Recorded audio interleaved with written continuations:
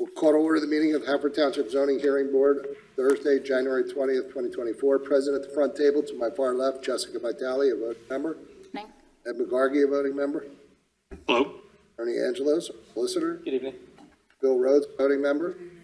Jesse Poynton, voting member. Evening. And Jamie, I forget your last name. Jamie's last name. Delosian. Yeah. Yeah. The township zoning officer. I'll give her, you know. Yeah, you can change that. We have two decisions and four new cases this evening. But before we begin, Bill, please lead. Sure. Please rise if you can and repeat after me. Just the flag, the United States of America, to the republic, and one nation, under God, indivisible, liberty, and justice for all. All right. So before we begin, calling cases, case Z24-23, School District of Haverford Township. Ernie, you want to take that one? Yes. Thank you, Mr. Chairman. I received a phone call earlier this afternoon from the attorney for the school district. Given the amount of cases on the list and the possibility of not being able to finish their case this evening, they decided it would be better to request a continuance to keep continuity in their case. They did provide a waiver of all applicable time periods under the MPC and Township Zoning Code in connection with the time frame that this board has to schedule its initial first hearing. So we did get a formal letter of that, and this would be continued to the board's next regularly scheduled meeting, which I believe is July 18th. And should we say they indicated they may request? No, because the council still may have the ability then, so. Okay. Right now, it's just July 18th. Any discussion among the board? No? With that, the case is continued to our July 18th hearing. Decision. Case Z24-20, William and Melissa Booth, owners of 1701 Melrose Avenue, Havertown, PA, DC folio number 2201-0121900. And I won't read the rest of the description into the record unless somebody specifically requests that I do so. Bill, would you please take that decision? Yes, thank you. With respect to KC 24-20, I would vote to approve the requested relief, which is a special exception and a variance subject to the following conditions. The new front porch will not have any enclosures of the side walls or the side spaces. No utilities other than electricity will be installed on the new front porch. All water runoff from the project shall be controlled so as not to adversely affect any of the neighbors. And the project will be completed within 1 year of today's approval in accordance with the notes of testimony. Okay. Jesse? I agree. Ed? I vote in opposition. Jess? I also vote in opposition. I vote yes. With those conditions, that application is approved 3-2. Next decision is case Z24-10, Brittany M. Wurzak, revocable agreement of trust, owner of 872 Penn Street, Bryn Mawr, PA, DC folio number 2205-0080200. And with that one as well, I won't read the rest of the description into the record unless somebody specifically requests that I do so. Jessica, would you please take that decision? Sure. With respect to case Z24-10, I would vote to approve the variance for use solely as an interior design studio with the following conditions. The new addition will be 50% or less of the total existing building area. The upstairs will only be used for non-customer space. There will be a limit of 4 employees on site. Runoff will be directed so as not to adversely affect neighboring properties, and work will be completed within 1 year and in accordance with the notes of testimony. Ed? I concur. Bill? I agree. Jesse? I agree. And so do I. That application is approved with those conditions 5-0. All right, new cases.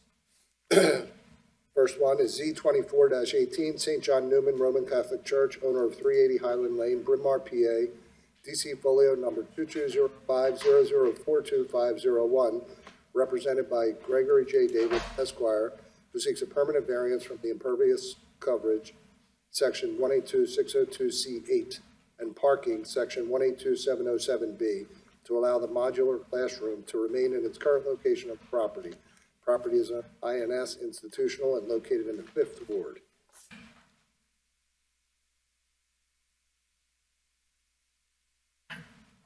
Good evening, members of the board. My name is Don Petrosa. I'm here in lieu of Gregory Davis, who filed the application. This case involves St. John Newman Roman Catholic Church, and they're located, as you know, at 380 Highland Lane in Bryn Mawr, PA, the Bryn Mawr section of the township. Bob Lynn have you handed up your exhibit booklets yet, Bob? Bob? No. Okay. He will be handing up the exhibit booklets, and Exhibit A1 is the deed to the property. This case involves a request by the applicant. It relates to the school, and it involves a request by the applicant to extend a temporary variance that the board granted, actually 2 variances, on June 16th, 2022. I believe maybe 3 members of the current board were present at the meeting back in 2022. And the variance is related to percentage of impervious surface and parking, and a modular classroom building that was proposed and was approved and installed. As you'll hear in a minute, we'll get into it. It was a temporary variance that said that it would expire July 1, 2024, and that if we needed additional time, we would come back to, I think it said the July meeting, but we're here at the June 20th meeting, to give you an update and explain why we needed additional time, or if we had come up with a more permanent solution, to discuss the permanent solution. So that's the nature of the issue. It's really in the nature of a request for an extension of relief that this board has already granted. And I've got personnel lists I'm going to hand up in a minute with everyone's name on it that's involved in the project, or most of the people that are involved in the project. In terms of witnesses, we know you have, well, now you have 3 cases. We thought you had 4 cases, but we're going to try to do the case with 2 witnesses, Bob Lynn and Claire Frisora from the church. Bob Lynn is a principal of Lynn Architects. Claire Frisora, F-R-I-S-S-O-R-A, is the parish services director for the parish. And other members of the church and school that are in attendance are Monsignor Michael Matz is here. He was here at the last hearing. Paul Salvaggi is here, who's the business manager. Kelly Seminara, who is the principal of the school. And John Knott had expected to be here, but he had something come up and was unable to be here. He was at the last meeting. So with that, I'd like to hand up these personnel lists, and then I would, unless the board has any questions of me, I would call our first witness, who is Bob Lynn.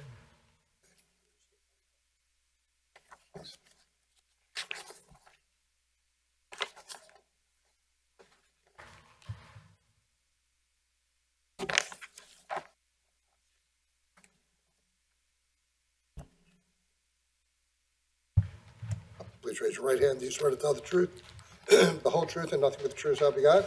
Yes, I do. And your full name and the capacity in which you appear?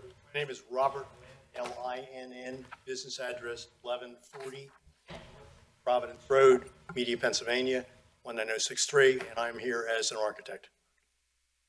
For the sake of time, Mr. Lynn was actually before this board last meeting, and he was certified as an expert in architectural land use and zoning. Mr. Petrosa would want to just go quickly through, his qualifications. Sure. We've already qualified him previously. Yeah. I can do it in 30 seconds just to make the record that's appropriate. So quickly, go ahead, Bob. I am an architect. I'm registered in Pennsylvania as well as 24 other states. I'm principal with the firm Lynn Architects. We are architects, civil engineers, and code officials. I'm the zoning officer for Upper Providence Township, Delaware County. I'm the alternate zoning officer for Chester Township, Delaware County. And I'm 29 years on the Planning Commission in Nether Providence Township. And I'm currently serving there as well.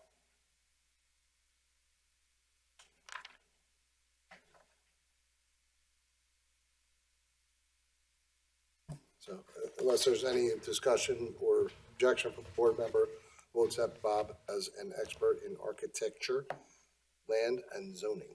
Thank you, sir. Appreciate the courtesy. Thank you. Now, Mr. Lynn, with respect to Exhibit A3, would you please, well, you may want to use that in your answer. Please describe the variance relief that was granted by the board on June 16, 2022. Certainly. There were basically two variances granted. One was for parking, section 182-707B, and one was for impervious surface, section 182-602C8. And more specifically, the parking variance was granted to allow for 7 fewer than the requisite number of cars required for the combination of the church and the school. So we were allowed 2 years ago to have 222 cars versus 229 cars required. The second piece is impervious surface.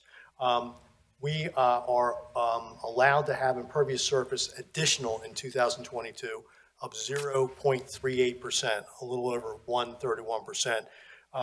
The impervious surface was already 43.77%, and by adding that, we increased it to 44.15%, and you're allowed 40% in the INS district.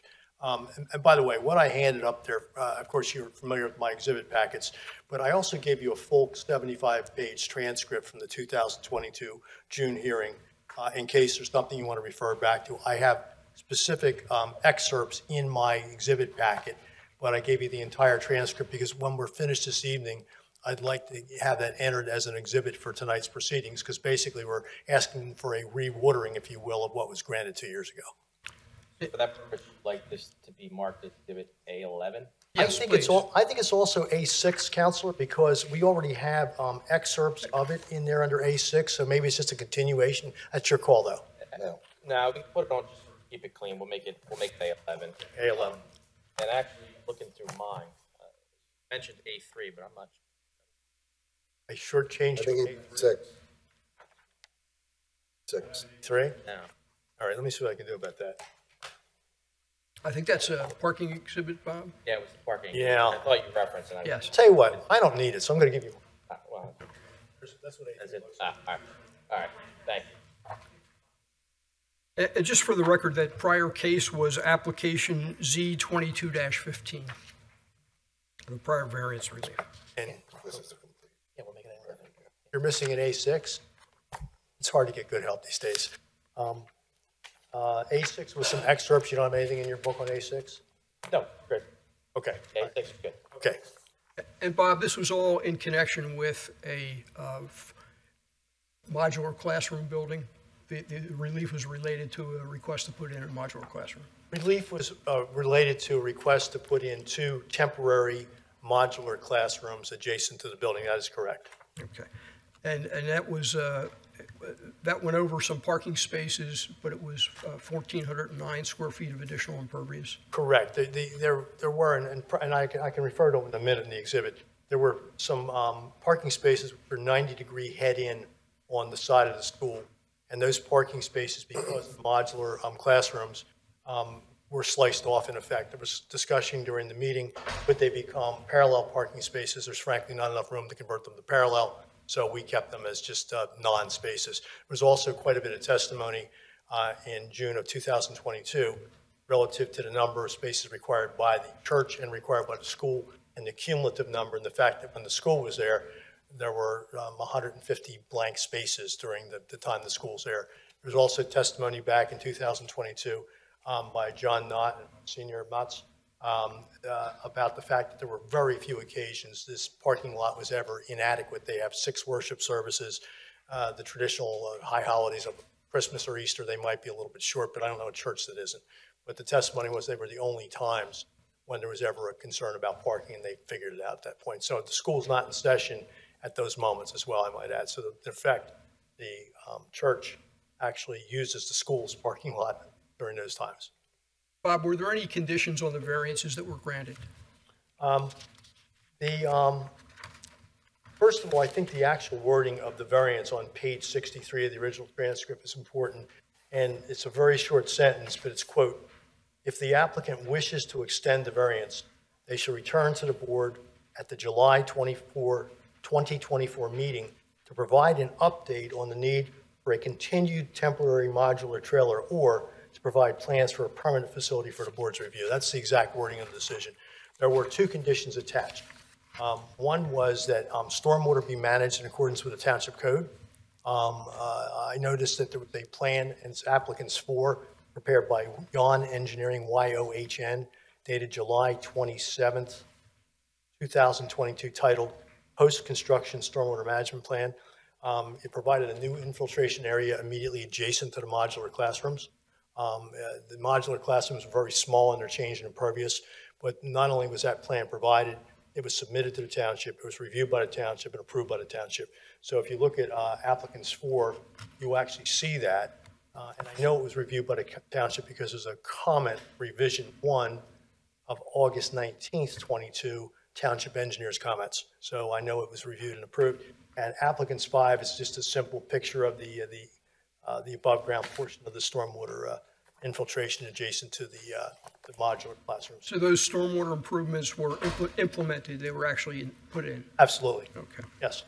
And as I indicated, you agree that we're here tonight on a request for an extension of the variances granted to allow the current modular classrooms to exist beyond July 1, 2024? Correct. And actually, I think in the application that Mr. Davis filed, he asked for it to essentially become a permanent variance instead of a temporary variance, which we would love, and I can talk about that at the end, but if the board is not comfortable for that, we'll be asking for an extension of it. We'll get into the details and what we need and why we think we need it a little later. Bob, I guess we'll get into the testimony explaining the reasons for we need the extension, but although I know several of the zoning hearing board members here this evening were present in June of 2022, the zoning officer and the zoning hearing board solicitor have changed, so I think a very brief overview of the property would be appropriate. Could you just give us the highlights of the property? Certainly, and that's easy to do. The parcel 8.388 net acres. That's over 365,000 square feet, which explains why when we added 1,409 square feet in 2022, it was a small percentage because the parcel's so big. It's a corner property. I'm going to refer to A7, the site plan. It is bounded on the, let me just turn around. This is the aerial, right, Bob, A7? Correct. I'm trying to work the microphone and the board at the same time. 1 second here. Okay, it's bounded on the south by Highland Avenue, and you can actually see that in the applicant's exhibit. Just off the exhibit down below here, on the south side is Radnor Road. The Mill Creek condominium community is immediately to the east. I'm sorry, to the north, and Park Ridge Drive, snakes through the community, is the closest street within Mill Creek that is actually. It's Mill Ridge condominium? No, Mill Ridge, forgive Yes. me. Yeah, Park Ridge Drive is the closest street within their community. And I saw some research just to get a flavor. That community is, according to their literature, 54 condominiums and 78 1- and 2-story townhouses built in the early 1980s. The church and the school building occupy a total footprint of just under 52,000 square feet. They are 13.7% of the site, where building coverage of 20% is allowed, so the building percentage on the site is far less than allowed. And again, per previous testimony, there's 222 parking spaces on the site that we have available. Okay. And have there been any changes with respect to impervious surface or parking since June 16, 2022, when the relief was granted? No. Please describe the location of the modular classrooms. Certainly. I'm going to go back to the applicant's exhibit, A7, and I'm going to also refer to A8 quickly. And A8 simply a site plan depicting the entire site. The areas in yellow are the buildings. The rectory house is on my far left. You have a combination of the church itself, some community rooms, and then the school, which was actually originally placed on the site in 1966. To the right-hand side are some more small classrooms, and the little orange structure in the upper right corner reflects the 2 modular classrooms. They are back-to-back in length, and there's a little ramp immediately to the right-hand side. Total size 27 foot 8 inches wide, 66 foot 3 inches long, total footprint size of 1,833 square feet. And that footprint was over partially paved, so it wasn't all new impervious surface, just a part of it was over some grass on the back. The location is such that there's a side and a rear yard setback of 50 feet and 75 feet, and they comply with the underlying requirements of the zoning district. So they were placed on the line, but not over the line for the side and rear yard setback. Were there any neighbors who expressed an opinion at the zoning hearing in June of 2022? According to the transcript, nobody expressed opinion. I think that's pages 60 and 61 where they asked for comment and there was none. It is indeed pages 60 and 61 when no one appeared in opposition or in support either way. What were the reasons expressed during testimony in June of 2022 for the decision to implement temporary classroom space? There are a couple, and I only have three. I'm going to read them into the record just to give you a flavor. And believe me, I'm down to 5 minutes, so I'm almost finished here, trust me. Question to Bob. I wasn't at the hearing in June of 22, and neither was Jessica, so it's all new to us. Well, Put everything you want into the record. I recognize the names that were here, so that's fine. So on Mr. Fromhold was an attorney, which was present at the time for the applicant. And on page 5, and by the way, these transcripts are on your A6 exhibit. I include these little excerpts, if you will. An anticipated spike in enrollment in September 2022, 390 versus 350 students requiring 2 additional classrooms. Mr. Knott, who also is a representative of the church and the school, pages 55 and 56. So there are a couple of things going on at the school. One is when the school opened the pre-K program about 7 years ago, there was no pre-K program prior to that. A lot of those students, if you want to call them, stuck in the school and organically grew the enrollment of the school. That occurred over a period of 5 years. And believe it or not, there was testimony that the school's population grew during COVID-19 as well. So no reasons were presented, but they actually grew during COVID-19. And then, Bob, what were the reasons expressed in June of 2022 for the decision to implement temporary versus permanent classroom space? Page 7 of the original transcript, Mr. Fromhold again. The assessment's going to be made over the next couple of years to see whether this is indeed a spike. Page 19, Mr. Fromhold. We believe there's a hardship in that responding to significant building addition, extensive building addition to design and construct that may or may not be warranted, based on the actual experience over the next few years here, certainly seems to be a sensible approach for the school and certainly their committee to proceed in a careful way and really determine whether such a project is warranted. Did the board, in effect, recognize that the school may need additional time beyond 2 years to use the modular classroom?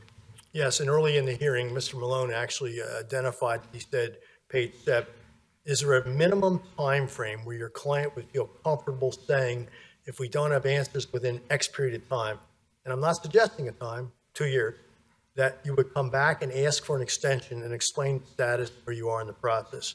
And page 63, finally, furthermore, the board in their wording of the actual decision of June 2022 recognized the possibility, and I've read this before, but the variance expires on July 1, 2024.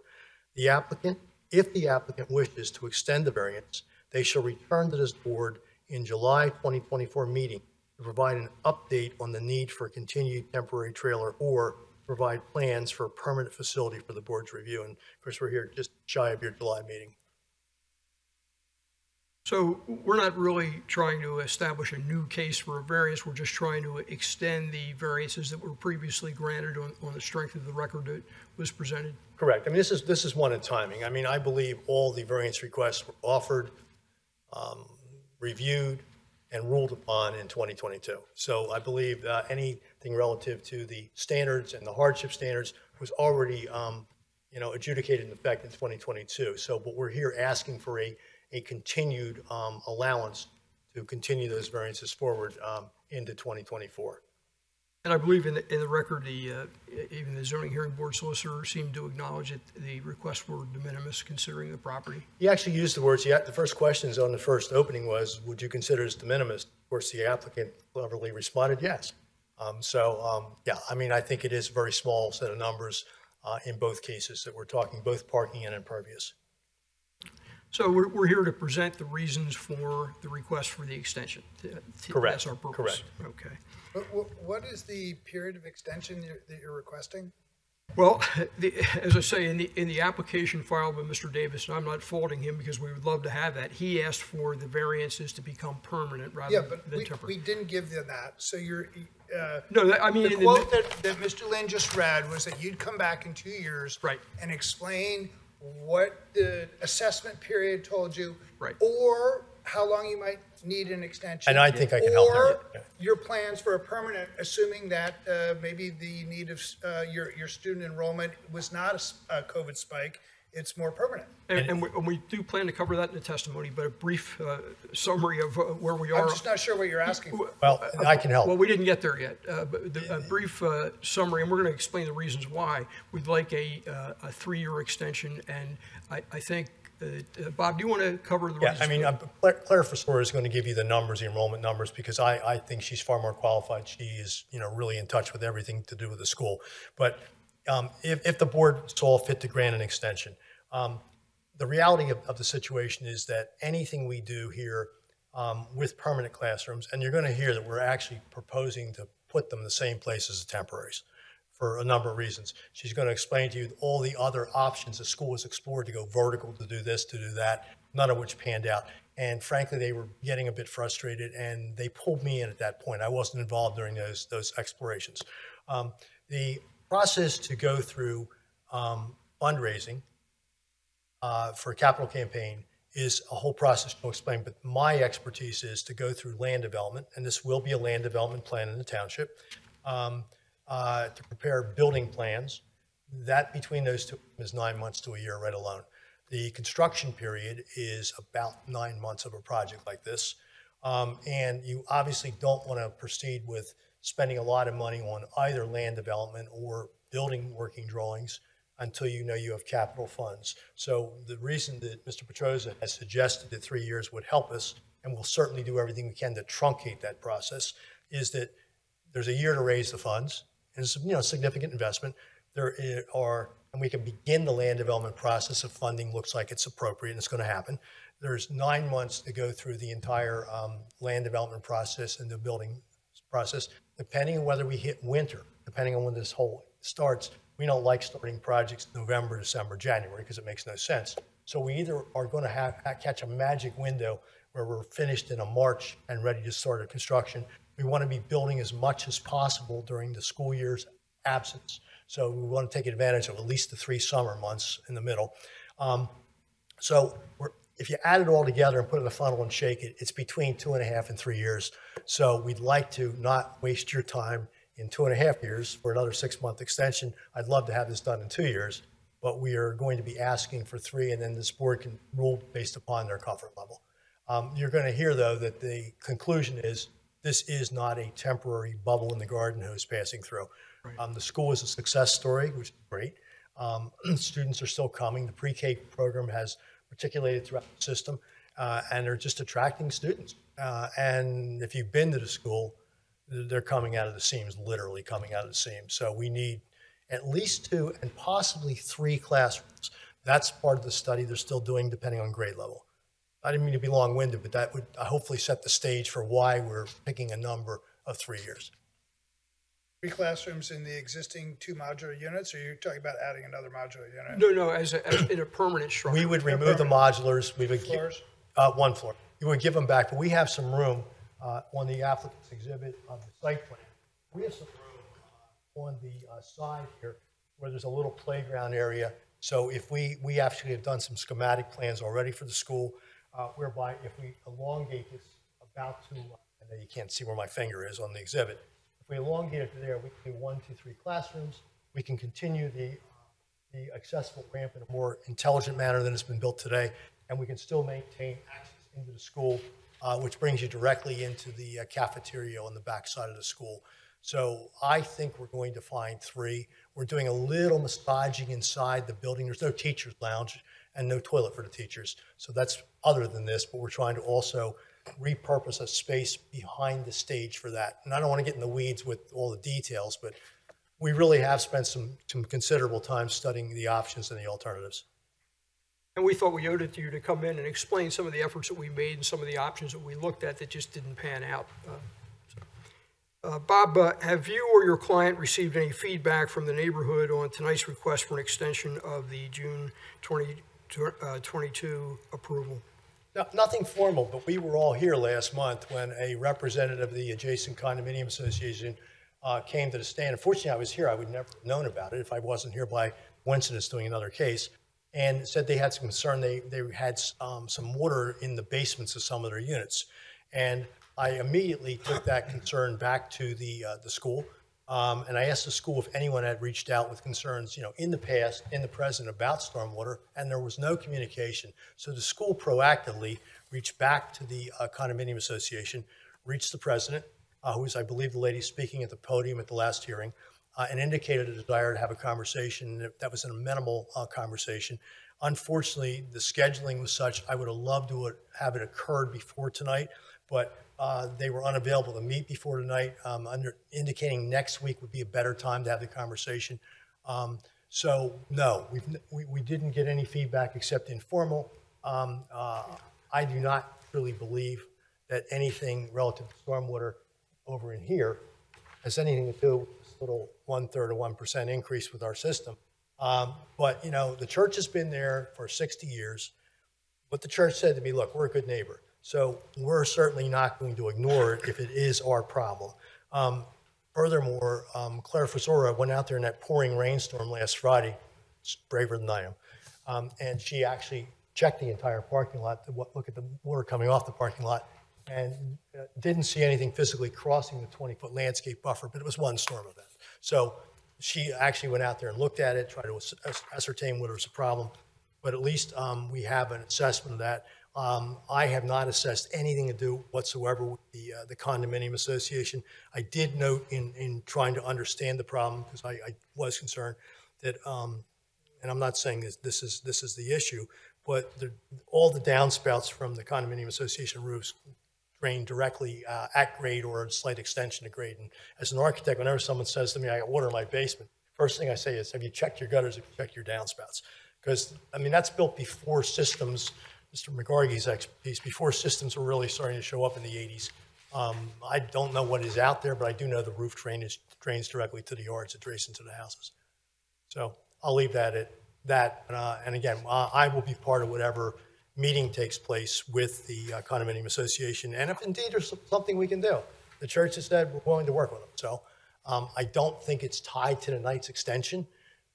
Whatever was done here was reviewed, designed, approved, and has been there for the last 2 years. We've heard nothing whatsoever about it until the podium 2 weeks ago. So I'm lost beyond that. Does that help at least? Just one minor addition to that. In fairness to the president of the HOA, she took Mr. Andros' suggestion that she give me a call and called me last Friday, and that's what enabled me to put the church in touch with her, and they were able to talk. And I thank the stenographer, because we didn't get the full name until she helped us with the record of who spoke at the podium last meeting. Thank you. Arlene? Board have any questions of Mr. Lynn? Bill? So what I'm concerned about is that this is essentially a land development creep through modular construction and temporary modular. And so it sounds, I don't know that I have any questions for you, Ms. Lynn, because I believe that what we're doing is just maintaining status quo. That's really what you're trying to do for an additional period of time. Yes, sir. Yes, sir. Maybe we'll hear other people talk about runoff problems, but who knows? Yeah, and so that's great. I don't have any questions for Mr. Lynn right now. You're right. We are trying to maintain status quo. We've come to a conclusion. The board's decision 2 years ago asked us to share that conclusion at this moment, whether we were going to abandon these or needed to keep them, or we're going to permanentize them. And we know where we are at this point. So we simply need time now in order to institute that process. Jesse? I'd written down a couple questions, and you did a good job answering them for me and bringing out the transcript, which was great. And I'm, as an architect who does work for independent schools, I'm very familiar with the process of fundraising and construction, document time and construction. So I understand everything that you said, and yeah, I do not have any other questions. Thank you. Ed? Yes, a couple questions, Bob. What is the anticipated useful life of a modular classroom? If you talk to the company that rents them to you, they'll tell you forever. You know, I've been, and you've been around enough construction trailers. I mean, you get about 10 good years out of one, and at that point, they start to show wear and tear, systems start to go. They're always put together as a mated series where you have 14-foot wide modular boxes, and they seamlessly create a roof line that doesn't leak most of the time for a while. You start to see problems with the roof beginning to open up. I think that these classrooms looked to be new when they were put up. They were fairly good shape. I'd say they have another 8 years of useful life before the factory has to refurbish them. So we certainly could get the 2 to 3 years that we're looking for out of the continued use. There is a full photograph package. I'm not sure I actually referred to it during my testimony, but there are a number of photos of the classrooms on A9. Applicants 9 is a lot of pictures of the outside, the ramps and everything else. But, you know, at a certain point, it doesn't make sense to continue to invest in modulars. I'll digress, but I graduated from Nether Providence High School before it was Strathaven. And I was in a modular classroom, I hate to tell you how long ago, 1968. And they tore them down 2 years ago. So, I mean, they were temporary modular. They called them portable classrooms. Best space in the place because they had windows. So there's an example there. They lasted a half a century. Well, I wouldn't be in favor of making them permanent, but listening to your testimony that if you wanted to get another 2 to 3 years out of them, that you don't think that the aesthetic or the quality of the existing modular classrooms would degrade to the point where they would be unsightly for the neighborhood? No, I really don't. If you look at the photos today, they are in good condition. They took the time to put a skirt around them. They built a really decent ramp. What tends to go is usually the air conditioning units goes first. They leak before they actually look bad. So far, we haven't had evidence of any of those constraints. I don't think these are going to look any different in 2 to 3 years than they do today. Thank you. That's all I have. Jessica? And by the way, the playground is also in applicant's 9. I referred to an extension into a part of it. We don't need to take all of it, but it gives me just enough linear feet to create possibly a third classroom outside there to catch this. You're going to hear about the enrollment of the school. Yes? I just have a logistics question. I don't know if you're the right one to answer it, but what Always is ready. going to happen? You said construction will, take place mostly in the summer, which is three months maybe before the students come back. What's the plan for students if construction doesn't finish? They're going to get well, it won't be finished in one summer. Construction will run probably, these are not complicated buildings, but construction is still a process and a sequence of events. I mean, if they pulled it off in 6 months, it would be a miracle. If they get good weather and timing, I think it's closer to 8 or 9 months. Students are going to get very familiar with each other for one school year. So for right now, there's not a plan to have a temporary classroom No. to house the students during No, construction? there is not. But the plan is, hopefully, with your blessing, is we continue to use these for the 2024 to 2025 school seasons.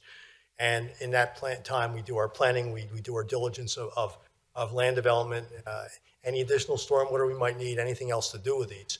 And we try to catch the window of opportunity where some of the construction occupies non-school year, depends on timing. And then we replace them literally with, there'll be a vacant space with new foundations and new classrooms going up. Okay, thank you. I have no questions. Leonard? I just have two in their record keeping. I was trying to keep track of all the exhibits you guys were talking about, and I don't think I heard anything about exhibit A4 or A5, which are the stormwater management infiltration photos and then the stormwater management plan. So I don't know if it was going to be Mr. Lynn or somebody else. I actually did, I believe, testify. Okay. I talked about Yon Engineering designed the system, and in the A5 was simply a picture of the area where the system's installed, although it's underground. You can't see much. There's a little pipe sticking up. I talked about the fact I believe that I knew the township had reviewed that because there's dates of township engineering reviews on that plan. Thank you. Just want to make sure we mark all that. Thank you, Bob. Not talk about A10. That's the photographs of adjacent properties, but I simply wanted the board to understand that there is a significant tree line running around both of the edges of the property, and the photographs here show you the magnitude of the tree line looking with my back to the modular classroom, looking outbound. The second photo of A10 shows you looking down towards the stormwater management area with the cars nosed into that 20-foot buffer. So the third one shows you the maturity of the trees along the buffer line. So I didn't discuss that, but I haven't. So let's see, ultimately, we'll be asking for the admission of A10 in the booklet plus A11, which is the full transcript. Okay. Thank you, Bob. Thank you, sir. Go ahead, Tom. Claire Frisora. Claire, would it be better if she testified here and I jumped over there? Yes. Yeah, I think so. I relinquished my mic. Good evening. Please raise your right hand, Claire. Swear to tell the truth, the whole truth, and nothing but the truth, so help you God? I do. And your full name and the capacity in which you appear, please. Claire Forsora, and I am the Parish Services Director of St. John Newman Parish. Okay. Claire, your business address is at the church at 380 Highland Lane, Bryn Mawr? Yes. Okay. And are you familiar with the church's prior application, Z22-15, which Bob Lynn described in his testimony? Yes. And are you also aware, as Bob indicated, the board's decision indicates that if the applicant wishes to extend the variance, they shall return to this board at the July 2024 meeting to provide an update on the need for continued temporary trailer or to provide plans for a permanent facility for the board's review? Yes. Now, I'm going to ask you to please tell the board where the parish is in the process, but could you first tell the board a little bit about whether the last 2 years have clarified whether the significant increase in enrollment described at the prior hearing appears to be a temporary bump or a more permanent increase in enrollment? Yes. So the last 2 years, we have continued to see enrollment growth at the school. So we do not believe this is a blip. We believe this is the trend. Our retention rates have been very strong. So overall, our prognosis is really good at the school. It's continued growth. Okay. Now, is there a continued need for the existing modular trailer to accommodate the anticipated enrollment for the upcoming school year? Yes, we do need that. If the parish did not have the existing modular classroom, would the parish school be able to accommodate all of its students for the upcoming year? No, we do not have space available to accommodate without the trailers. In light of the continued strong enrollment, has the parish undertaken an effort to identify more classroom space? Yes, very rigorously over the last 2 years, we've been exploring many options to try to provide for more classroom space. And I don't want to get too much into the weeds, but could you give the board an idea of some of the things that you considered and it just didn't work out because it was not feasible? Or yeah, possible? sure. You'll find that there's, of these options, we either ended up not being able to find enough space or they turned out to be cost prohibitive. But just in order from one end of our campus to the other, we started with the rectory building and we tried to reconfigure the internal structure, but it didn't yield enough space for the classrooms and the offices. So then we looked at demolishing that building and rebuilding it in a larger format, but we still were short on space and it was cost prohibitive. So then we went to the Life Center. It's a recent construction, and we tried to see if we could add a second story, but it was not constructed to bear the load of a second floor. So then we went to the original school building, and we assessed whether we could put a third story on that. And while it's possible, it's very cost prohibitive. And so then we went to the cafeteria building, and we looked at that in 2 ways also, like we did the rectory. The cafeteria building is a large space. It's like an auditorium, gym, cafeteria type of space. So we first tried to look at demolishing it and rebuilding it. That was the most expensive option, truly not possible on the cost front. So then we looked at trying to insert a mezzanine level, a second story on the interior of that space. But in order to support that second story and the new roof, the beam structure, the beam system would interfere with the first story, making it far less functional space. And that was also fairly cost prohibitive. So then we got to our last option in all of the buildings and space we existently have on the campus, and that was to go to the school's basement. It's not really a large basement, but it has some space.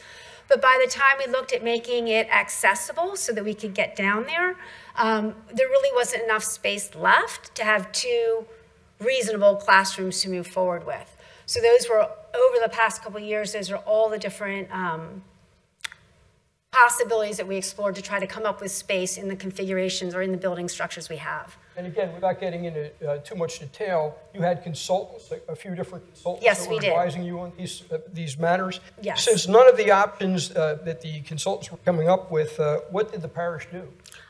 Well, we really need the classroom space, and after all of that effort, it was proving there were really no feasible solutions. So we were getting a little bit frustrated. We ended up speaking with one of our parishioners who happened to have experience with Mr. Lin and suggested that we speak with him. So we did that, and we decided to change the consultants that we were working with. And since working with Mr. Lin, he's actually gotten creative. We've got some new ideas, and we kind of have some new possibilities again. So things are looking up? They are looking up, yes. It's been a rigorous 2 years. And I think there's no secret, Bob talked about it a little bit. Yeah. Is he talking about a permanent addition as likely? We would very much like to see a permanent solution for our students, yes. So that is what he's been exploring with. I think Bob still, I think he explained, still trying to work through what could that look like and exactly the positioning. But that is encouraging to us that there may be a place to permanently place our students. Okay. Would permanently placed modular classrooms or trailers be your preference for the long term? Well, we need classrooms, but candidly, we're not looking for permanently placed trailers. I mean, we really would like a permanent structure. The trailers have been helpful to us, and I think as Mr. Lin described, they will maybe give us some time to figure out a more permanent solution, given that everything else we explored, just hasn't materialized into a solution. So, I mean, it's not our intent. It's not our goal to have permanently placed trailers. And have you explored reconfiguring the school's larger rooms into smaller rooms? We've done that too. So during that time with the last testimony, when we were saying, hey, we've got this enrollment increase, we've got this spike, we're not sure if it's permanent or not, but during those years, we were taking every available large format room and working with it to either change its use or turn it into multiple rooms. We have no more large rooms left. We can't cut anything else down and to make more multiple rooms out of a space in the school. Thank you, Claire. Is there anything you'd like to add? No, that's it. You may have some questions. Jessica? This just kind of goes back to the question I asked Mr. Lin. You testified that you don't have space to accommodate the students without the trailers. So have you thought about what you're going to do during construction? Yeah, we with have the begun extra to think students? about that. I mean, I think the answer is whether we're talking about a permanent or something temporary. We'll find a space. I mean, the parish has, we have a lot of activities with our parish as well. They're not suitable for long-term classrooms, but we'll have to figure out a solution to help our students have a learning space, yeah. But you would foresee that that would be housed within the footprint of the buildings you have If we now. can, I think nobody desires to have children walking outside, unaided by an accompanied teacher or somebody. It makes it more challenging. If we had to, we'll have to. But if we don't, we wouldn't like to. We would like to try to keep our children integral to the school if possible. Yeah. Okay, thank you. No other questions. Ed? Yes, to support your testimony, do you have any total enrollment numbers for 22, 23, and 24? I do. For the school year 22-23, that was 384 students. For 23 to 24, that's this year, 397. And our projection for next year is 410. Thank you very much. You're welcome. That's all I have. Jesse?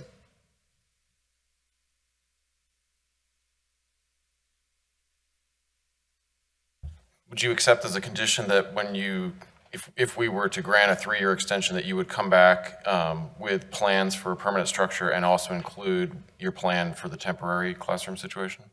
during construction? Yes. No other questions? I have a couple. Billy? So I just want to make sure I understood your testimony before where you said you looked at all these other options, but they really weren't feasible. I think that was your word. Yeah. But was it really that they're not affordable? So there's two issues. Yeah, Depending, technologically feasible or, construction-wise feasible or affordable? so there are some that did not yield enough space. So from that sense, they were not feasible. Yeah. Some were not structurally possible. So from that sense, they were not feasible. And some were technically possible and hence feasible, but cost prohibitive. So there's really kind of three categories, I guess you could say. And Ms. Vitale asked you the question what you're going to do during construction, because it's not just construction, it's laydown area, it's parking for construction vehicles, parking for presumably a general contractor's trailer. So when you get, and we do know that there's some queuing issues, not all day long, I'm not suggesting that, but at certain points. So would you consider reducing kindergarten enrollment during that period to free up class space? Can you clarify what you meant? Well, I didn't follow the queuing. Well, in the testimony in 2022, there was testimony that there is queuing on Highland Avenue during the afternoon pickup, which We've is... actually addressed that. Okay, well, that's going to be Yeah. another series of questions. Okay. So we don't need to cover that quite Okay. yet, but I do want to hear it. Okay. So would you reduce kindergarten enrollment or something in order to create adequate space without, because you're going to lose parking areas during construction, you're going to lose class space during construction. I'm still wondering, you're asking for an extension to buy you time to get there, but I haven't heard any plan on how you're going to manage that existence during construction. Well, I would definitely like to talk with our team, but yeah. Problem. We don't have a parking problem when the school's in it. It's when the church is actually the predominant parker of the site. So there's a lot of free space. And I'm not talking about right now. I'll ask some I'm sorry. questions about how they've addressed Mr. Tavani's testimony in 2022 about mitigating queuing on Highland. Which they have, yeah. But, so I'm hoping that's an all good story. But I'm still wondering, when you go into construction, you're going to lose your modular space, you're going to lose parking. I'm just wondering what your plan is to manage your classroom sizes and all that in that, let's call it year and a half, 2 year period. So I think what you're referring to is where do the students go who are in the modular space today? Yeah. So for example, we have auxiliary spaces like art rooms. I guess it's possible, we haven't gotten to this detail, but we could put art on a cart and one of the grades could go to the art room, by way of example. We have other spaces in the parish that we use for meetings today that the parishioners use. As possible, we could say, hey, for that year, we're not going to be able to have those parish meetings in those venues. So I think that we would get creative on relocating those two classrooms, and I think that there's a way to do it. Like I said earlier, I don't think it's possible to do that for a long haul, but I think that we can find that space for a short time period. With the parking, I don't know if you're going to go down that path, but we have a lot of parking on our campus, Yeah, okay, so let's cover the issue that you had raised, how you mitigated the queuing problem on Highland that we heard testimony of in 2022. Yeah, so can you point to Highland Lane and the drive in front of our campus? Yeah, so we changed the flow of traffic there, and as a result, that allows the school to dismiss the children at the far right end. There, perfect. So all the parents can now queue on that entire lane, rather than they used to pick up sort of just a few feet down, and they would thus spill out onto Highland this way. And so the tail of the line was on Highland up here. Do you want me to take that and show? It's yours. How do I work it? I get a tutorial.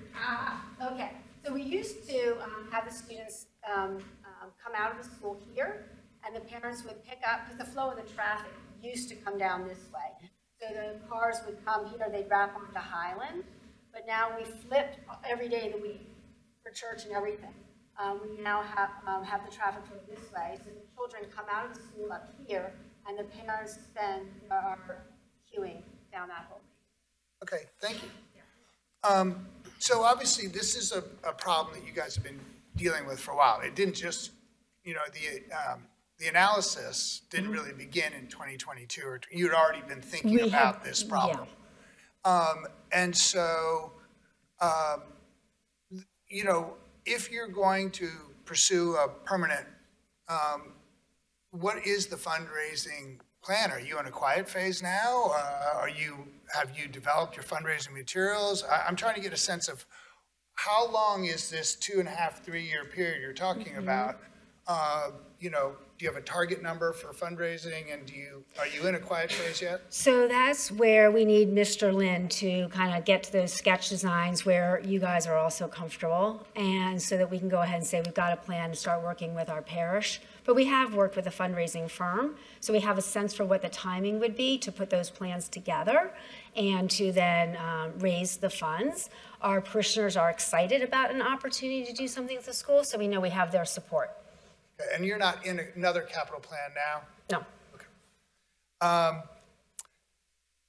Let's see. So the enrollment increases that you mentioned, in 2022, you had identified a spike of 340 to 390 students, I think, which you weren't sure if that was really going to hold up. And it sounds like it has. And now it keeps growing. So what's your target population? Are you just going to keep growing by 10, 15 students every year in perpetuity? That's a great question. So what we have is every classroom has X number of chairs that you can populate it with. So we'll have to cap a grade when they reach the max chairs in each room. So that would be the cap, because there's no way we're going to do 3 classrooms. But I think the max students in a classroom is like 20 to 25 in a classroom. So each grade, we have 2 classrooms per grade. Each grade would be 40 to 50 students. So 40 to 50 students per grade, K through 8, right? So 9 grades, 40. So you'd be looking at where you are now, 410 to 450 max? Yeah, I think probably about 450, right? That'd be about right? Max, yeah. Okay. I don't have any questions. Thank you. You're welcome. Thank you. No questions? Nope. All right. I just have one thing for purposes of the record. When we were walking through, and you were explaining how you rectified the queuing, we were referencing Exhibit A5, is that correct? A7? A7? Okay, just wanted to make sure. I think it's A7. So that would be A7, okay. And it was going from west to east, basically. Yeah, what they did is current flow, they the went new flow. clockwise instead of counterclockwise. With the circulation pattern, it solved everything. It's really For the record, it wasn't clear. I was going to do it. I asked my questions last because the board gives me the pleasure of serving as the chair. And if any questions are unanswered, then I ask them. And if there's any exhibits that need cleaning up, but that's why we have Ernie. So Okay. I'm on autopilot for this one. All right. Thank you. Thank you. I think that's our case. We just move for the admission of the exhibits. If there's no objections, your exhibits are admitted. A1 through A11 are admitted. I'm going to take a break. All right. We're going to take a 2-minute recess. Go off the record, please, Jeff. All right. Dom, is there anything else you'd like to add? No, sir. All right. With that, I'll ask if there's anyone present that received certified mail that wishes to testify. Anyone present that received regular mail? Any other residents of Haverford Township? No one? Okay. Any other questions before we close the record? Jesse? Bill? Ed? No. Jessica? Okay. With that, we'll close the record on this case, and a decision will be rendered either this evening, which is unlikely, or at our next regularly scheduled meeting on July 18th. Thank you. Thank you. Thank you. Thanks for your time tonight. You're welcome. Thank you.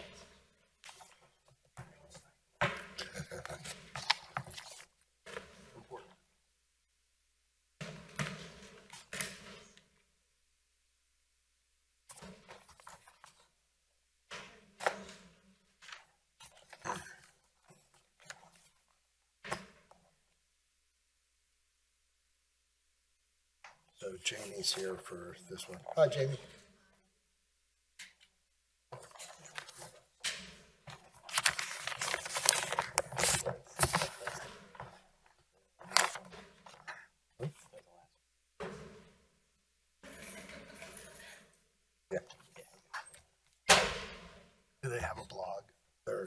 not represented, right? They're not represented. I want to go over exhibits. It's bubbling up. All right, our next case will be Z24-21, Raymond and Rita Hutton, owners of 201 Charles Drive, Havertown, PA, DC folio number 2204-0007900, who seeks a variance from the section 18205C7 to permit an addition to be located 21.5 feet from the rear property line when a minimum 25-foot setback is required. Property is zoned R3, low, medium density residential, and located in the 4th ward. Raymond, I presume. Yes, speaking. Please raise your right hand, Raymond. Do you swear to tell the truth, the whole truth, and nothing but the truth, so help you God? I do. And your full name and address for the record? Raymond Philip Hutton. I live at 201 Charles Drive, Havertown, Pennsylvania. Okay, so I noticed you were sitting in the audience during the previous case, and you heard that Mark can identify certain exhibits. Do you have anything attached to your zoning application? I do. In order to make it part of the record, it has to be marked and identified as an exhibit. I do have photo exhibits, photo packets, if that's okay. You actually have packets, or is it separate from the? They were not in those submitted Okay, packets. all right, so you want to include these as well? in Correct, those? yes, All right, yes. so why don't we kind of have you work through this? It looks like I see as part of that was a standard agreement of sale, establishing that you're either the owner or equitable owner. I haven't had a chance to take a look at it.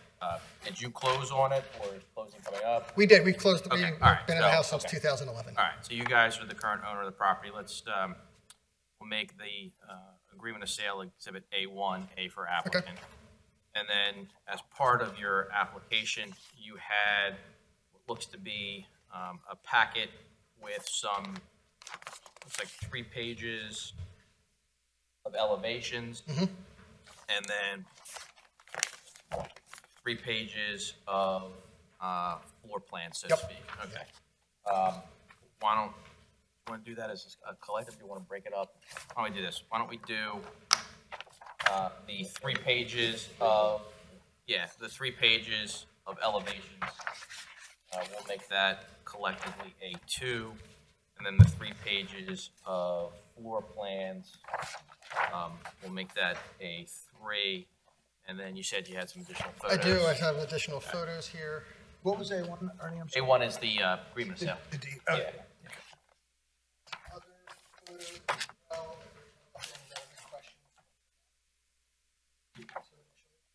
And then these are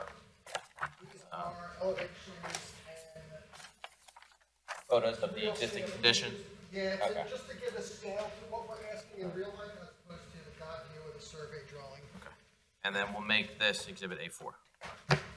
And then, so when you're referencing whatever particular exhibit, I mean, obviously it'll be primarily contained to A2, A3, and A4. Just make sure you're referencing that exhibit so we can follow you. Okay. Just get on the record, Ernie, how many pages A4 is? A4 is 3 pages, and it consists of several photos of the existing conditions. Looks like the back or side yard, the driveway, and then there is a proposed front elevation. It's 3/4 kind of from the 3/4, rear side yard, depending on how you look at it. I believe it's the northeast side. Of the proposed, and the proposed addition. Yes. Ernie, there was also one more plan in my packet that is called zoning hearing exhibit plan. It's a larger sheet. Will you be referring to that? The survey plan? Yeah. Yes. All right, so let's Well- make that, I don't have a copy of that one, so let's make that exhibit A5, and that is. You can have my copy. I have another copy of the full Oh, package you know if what, you need maybe it. it's, I gave it. is that small one? Mine was a small one. That's weird. Yeah. Yeah, okay, so, all right, so then exhibit A5 would be the zoning hearing exhibit plan, cool, prepared by, is it Vastardis Consulting Engineers LLC? And it consists of one sheet. Well, again, mark that exhibit A5. Okay. Okay, now that we've got the formalities, Yeah. please tell us a little bit about what you would like to do and why. Sure. So we are requesting a variance against the 25-foot backyard setback requirement to be 21.5 feet. We don't actually require that over the course of all of the addition. It's primarily at the southeast corner, tapering to a point at the northeast corner. It comes to approximately 45 total square feet of variance that we're asking for. This is going to allow the room that's intended to be built on the southeast side to be 11 foot 8 inches wide. Raymond, Oh, sorry. is 45 square feet the addition size? 45 is the variance size. That would allow the southeast room to be 11 foot 8 inches wide. Without the variance, it would only be roughly 8 foot-ish wide, which is barely enough for a bed. So we're looking to move that corner out slightly.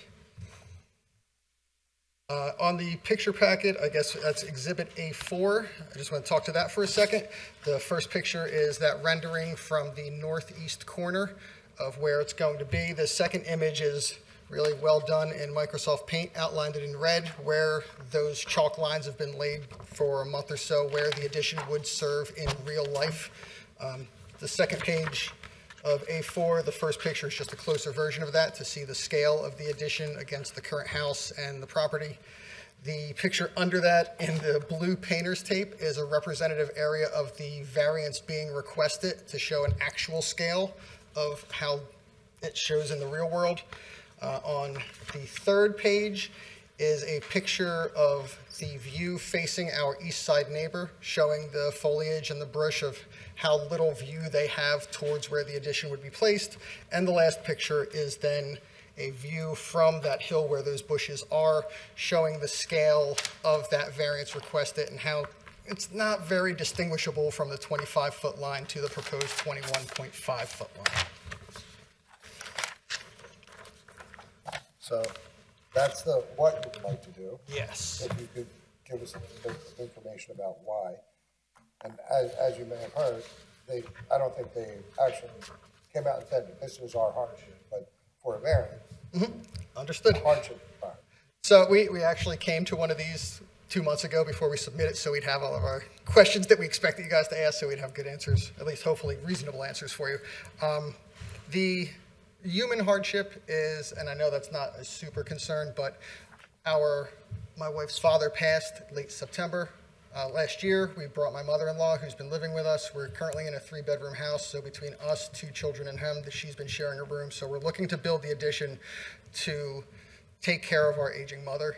The reality is that my parents are aging as well. At some point, they will likely live with us in the future as well. So we need space to grow, and we really don't want to leave Havertown.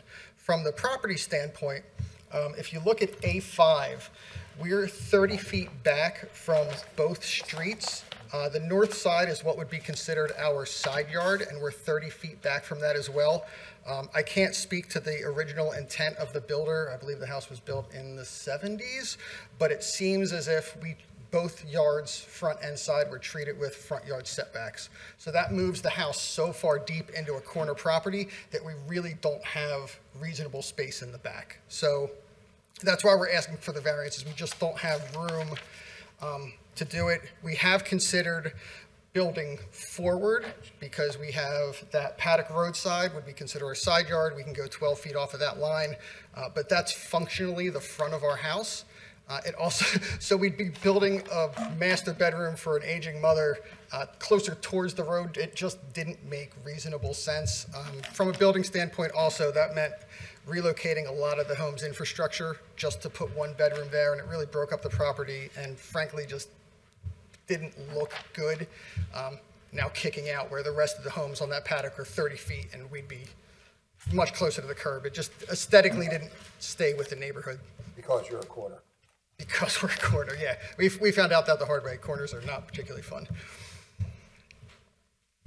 And did you talk to your neighbor at all? We have. So I have, I guess, these would have to be Yep. letters from the north, south, and west neighbors.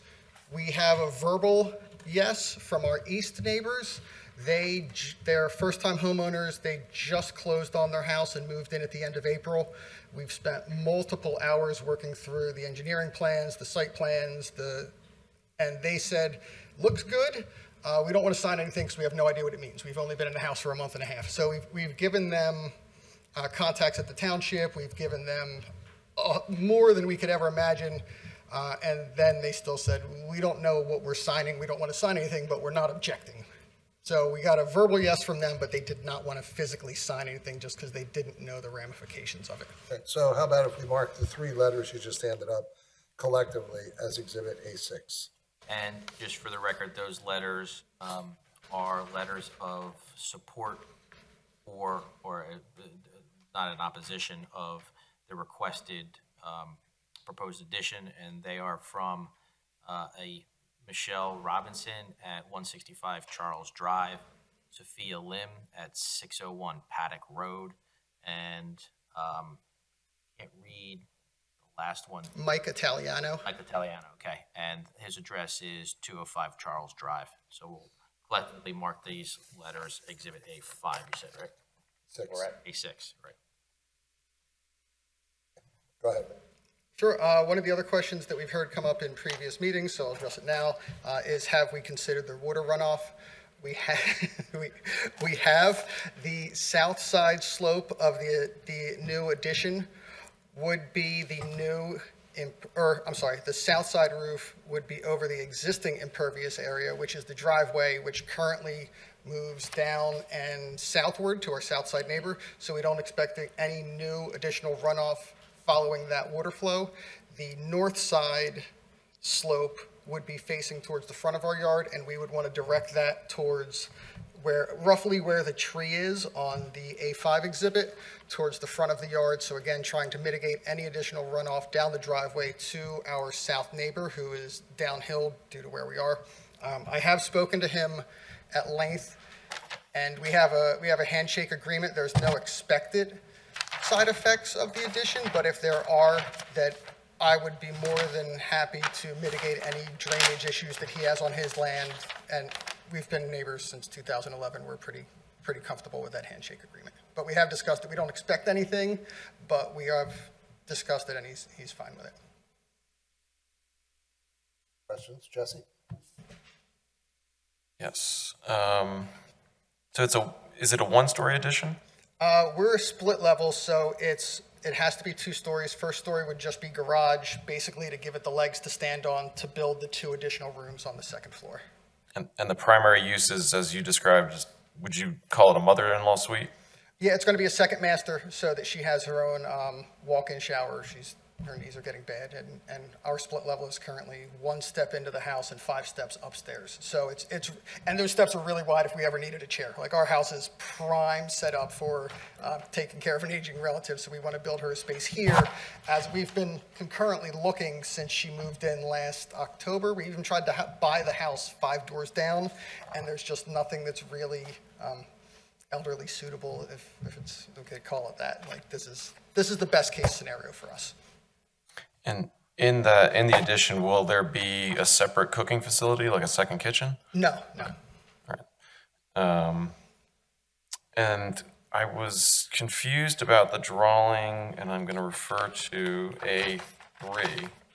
The packet on A3, there's a plan that talks about, it's labeled lower level floor plan, and it shows the new garage, and it says that there's an 18-foot by 7-foot garage door, and then it seems to maybe show the old garage. Could you describe the arrangement of what this will look like? And I guess to ask a more pointed question, will you be able to provide 2 off-street parking spaces? Absolutely. So the drawing in question, it does get a little weird. The old garage will stay there. The garage door will be removed, and it will just be a double deep garage. So it will stay all one area, but since it's there, we're just leaving that garage as is. We will be able to put a car in that space, and if you look at the A5 site or survey, there's a little kind of nook at the bottom of the southeast part of the property. That's where our driveway kind of hangs. We currently have 1 car in that nook one car in the turn, which will be garage now. So we'll have 2 cars easily in and out, and if we stack them, we can fit probably 5 in that space. Okay. It's a decent sized driveway. Great, okay, so you will meet the minimum of 2 off-street 9 by 18 parking spaces. Yes. And then, so you described that essentially what you're asking for is, it amounts to a sliver of variance. It starts out at you're on the setback, and then it grows until you're asking for about 3.5 feet. Correct, yes. And so that was a total of 45 square feet? Yes. And did you look at it with your designer or architect to try to conform to this line? We did. The math for that new room in that southeast corner, if we didn't have that additional 3.5 feet, the room would barely be 8 foot wide. So that's a bed and basically a bed. Like, there's no room to put any other furniture, dressers, anything in there. So it becomes kind of a storage closet. So we were looking for that relief to be able to make it a functional space for, again, growing family, growing parents. So you're referring probably to the second page of A3, or possibly the third page, sorry. Yeah, the third page, I think. The last page of A3 is shows the bedroom, the new bedroom layout. Yes. Okay. And so you testified to there that you're adding a kind of another master suite, and I see that seems to be in the lower right side. That says new bedroom, there's a new bathroom, and it looks like a large walk-in closet. And then there's another room that's labeled new bedroom. What would that use be? That's potential future use, or? So at this point, once we get the 2 new rooms, the northeast room and the southeast room, we will be a 5-bedroom house. We'll have 4 people in it. My wife and I both work for Mainline Health. They've moved to a 95% work from home policy. They're shutting down all their buildings just to save costs, their health system. So both her and I need to work from home. So that would allow one of us to work in the spare bedroom upstairs while the other one works in the current basement, so that we're both on calls all day. You get a lot of cross chatter. No other questions? Ed? Yeah, I was trying to follow you with the runoff. It appears to me that your entire driveway flows down to your neighbor marked as Linda M. Norman's property? Is that correct? It runs downhill to the Italianos, to the south side neighbor. That's 203 Charles, I think it is. So I'm talking about Exhibit A5. Yes. The Italiano. Oh, yeah, sorry. Yeah, I guess that does come up as Linda Norman. That's weird. Yes, that's the property in question, yeah. So there's 2 hatched areas, basically rectangle. So the lower one, or the one closest to the southern area, is that the current garage? No, that's currently flat. That's flat driveway. At the southern easternmost point, that's just driveway. No, where is the existing garage on this plot plan? The existing garage is roughly where the numbers GF 30198 are. Okay, 30198, that's what I was saying. Okay, so that area going into that garage is currently paved, so you're not adding any impervious there. Correct, and that's the side of the slope that will be facing southerly, so we don't expect additional water runoff because it's currently paved and running that way anyway. Okay, the upper square, I don't know which way the roof goes. I'm not comparing the 2 Okay. that I just got, but so you were saying that water from the upper thing should flow? We're going to have that directed roughly towards the tree. That's where the other downspout faces now, and we've never had any issues in our basement, or we can kind of watch the water pool in front to the left. Maybe to the trees and not towards Paddock or towards Charles? It kind of takes it's pretty flattish there, so it runs slightly towards Charles, but we've never had enough water runoff to make it even to the concrete walkway. It absorbs out, absorbs before we get there. Okay, I got you. And yeah, it's a 40, You said 45 square feet is what the necessary relief is? Mm-hmm. Okay. I have no other question. Bill? Raymond, just a question. You mentioned that you can currently park one car outside in what I think you described as the most southeast corner of your property. And as proposed, you're going to be bringing that garage door closer to the eastern edge of your property. Yes. Correct. And so when you turn into the garage, how are you going to back out of the garage? So I'm the one who does it, and I've done it every day for the last 13 years. I back down the driveway and into the spot where the garage is proposed now. So that garage, that's why we have a double-sided door, but we're only calling it one-car parking. So the door's wide enough that you can swing into that space and fit one car comfortably and have another one in the little So nook. even with the new and enlarged garage that Still you've just one got, car, you're still only planning, counting that from a parking analysis as one. One in the garage, one in And the then nook. one in what would otherwise be the place you back up into coming out of the garage. Oh, no, we never pull straight down the garage. We back down the driveway, back into the garage. yeah, I got it. And then one into that nook. Right. Both cars backed out, both cars facing up. All right, and then, so I believe you show us the building, essentially the buildable envelope in your hashed square, right? And so it would seem that you could have put the space that you're designing over the garage, which is where you particularly need the variance, Yes. into that paddock yard and still be within the buildable envelope? Theoretically, we could. We just don't want to move bedrooms closer to the street. We wanted to, again, I don't know what the intent was when they built the house 30 feet back, but it's dangerously close to the front yard setback number. So my guess is that they wanted it 30 feet off both roads to align with the houses that are 30 feet back on Paddock and on Charles, and we want to respect that still. Yeah. It just looks better. Yeah, and if you were there, we'd be looking at average or median setbacks in the neighborhood and have to benchmark against that. Okay, I just want to know if you had looked at it. Oh, we had, and it just didn't pan out both logically and physically. Where our air conditioner unit and our primaries are for both the feed and return, we'd have to relocate all of that to put a hallway that went that way, and it just wouldn't make sense. Okay. Turning radius. Okay, that was it. That's all I had. Thank you. Jessica?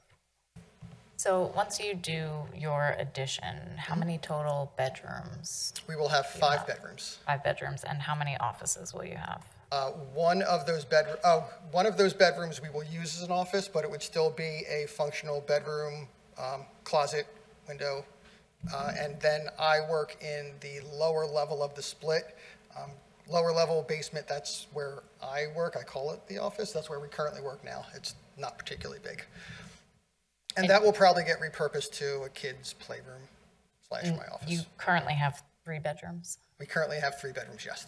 So the plan that you had submitted as part of A3 only shows 4 bedrooms. Where is that other bedroom? Let me see what it looks like.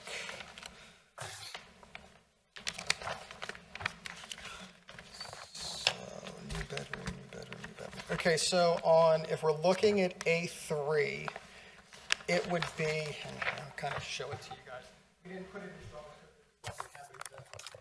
it's roughly to the right of the existing bedroom. The only reason we showed that, we have to physically move that wall to create a hallway to get around the corner from this bedroom. Looking on the sky view, it would be essentially where it's labeled gas meter. That corner is where our unshown bedroom is.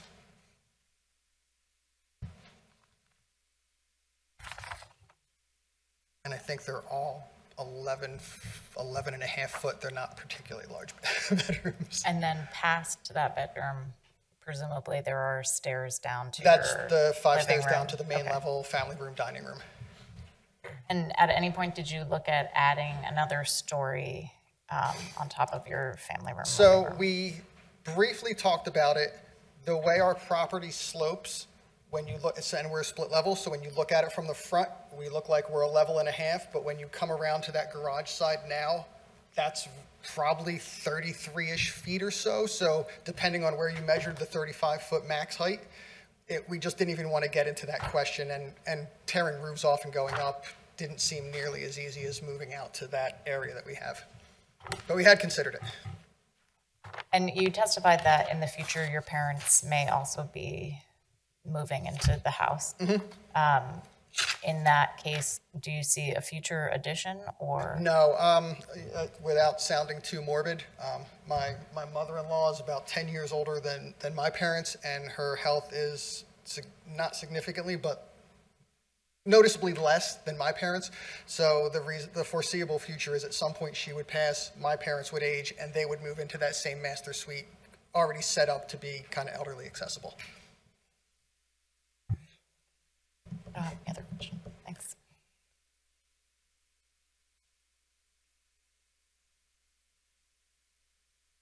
Anja? Yeah.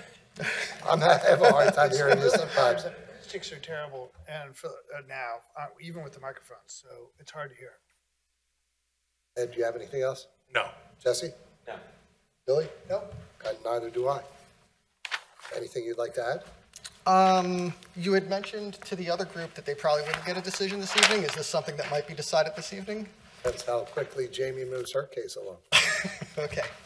So the other thing I would add to that is you would like your exhibits A1 through A6 to be made part of the record. Yes, please. They're admitted into the record. And with that, I'll ask if there's anyone present that received certified mail that wishes to testify. Anyone present that received regular mail? Any other residents of Haverford Township? We'll close the record on this case, and the decision will either be rendered this evening. If we're unable to do it this evening, it would be rendered at our next regularly scheduled meeting on July 18th. Okay, thank you. You're welcome. Nice job, Rick. Thank you. And Jamie, I was by no means trying to rush, just trying to put me out to the. Yeah.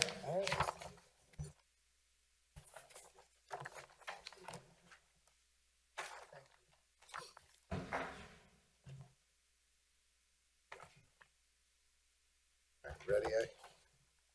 Our next case will be Z24-22, Trinity Christian Church of Greater Philadelphia, owner of 560 Mill Road, Havertown, PA, DC folio number 2207-01051, who seeks variances from section 182-106 to permit a monument sign to exceed 4 feet in height. 6 foot is proposed. Section 182-701B7 to construct an animated sign, LED. Section 182-701C1B1 to construct a sign that is larger than 15 square feet. This sign would be 36 square feet.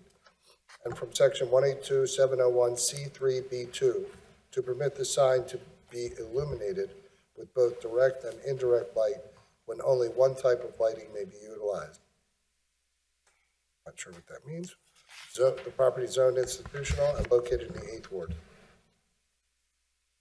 Go ahead, Jamie.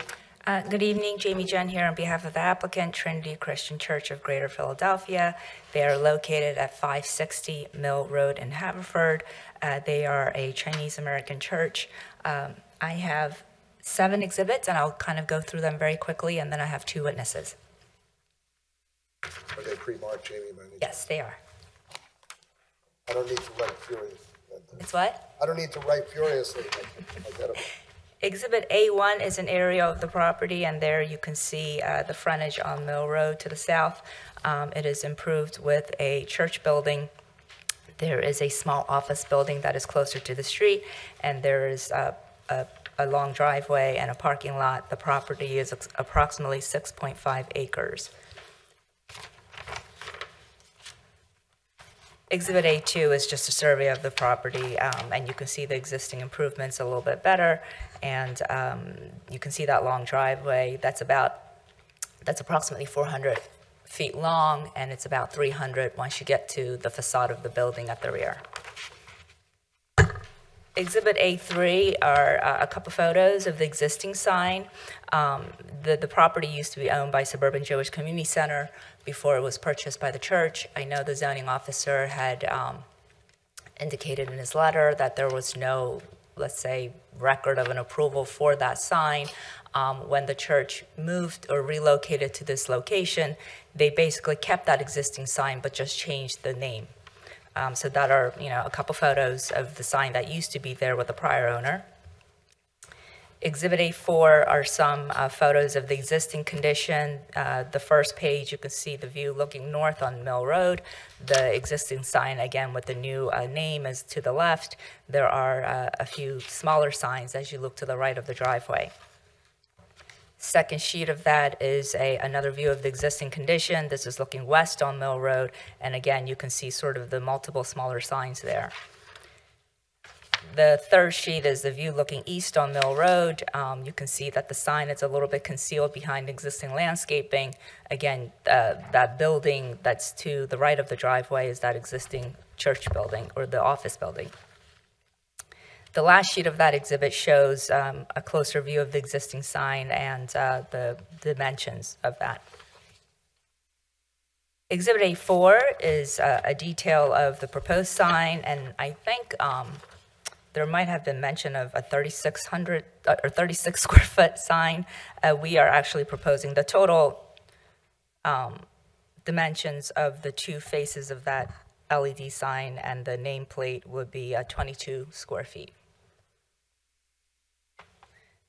At the upper portion, there is a little portion of the site plan, and there's a sign location indicated there, but that's sort of an approximate sign.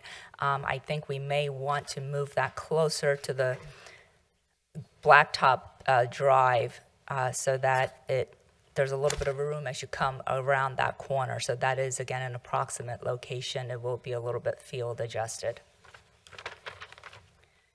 Exhibit A6 are a couple of photo renderings of what the proposed sign would look like. That probably shows it in a location that is a little bit more accurate than what was shown in the previous exhibit. So Exhibit A6 is two sheets showing both facades of that sign. Exhibit A7 is the zoning officer's letter that we received dated February 1, 2024, when the application for the sign was first submitted, and he alerted the applicant that there would be some variances that would be needed for the proposed sign. If the board members do not have any questions about the exhibits, I can call my first witness.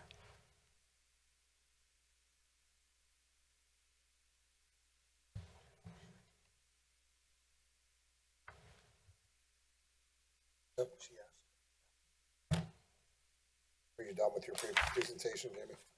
I was just clarifying something with Ernie, because the advertisement was for 36 square feet, and you're telling us that the proposed size is 22 square feet. So 22 is our number, correct? Yes, and we'll provide a little bit of a breakdown of that, but I'm assuming the advertising is okay since it's a larger size, if anything. Yeah, that's what we were discussing. If you were getting bigger than was advertised, we'd have an issue, but you said you're getting less. Yeah, I'm not sure where that number came from. Yeah, but 22 square feet, not 36. Yes, and we'll have testimony, breaking that down again. So I'll call my first witness, and I'll just move there for the mic. And you can stand here. And here's the exhibits if you want to look at them. Please raise your right hand. Do you swear to tell the truth, the whole truth, and nothing but the truth, so help you God? I do. And your full name and address for the record, please. It's my address or the church address? Who's that? Oh, do you live in the township? Yeah, okay. Ping Guan. I'm the residence in Westchester, zip code 19380. Address 1410 Eastwood Bankway. But 1410 Eastwood Bankway. 1410 East Woodbank. Yes, one word. Way. First name Ping, P-I-N-G. Last name Guan, G-U-A-N. And Ping, can you tell us what your position at the church is and how long you've held that position? Yeah, I have been with the TCCGP since I think 2012, right? So has been there for 12 years.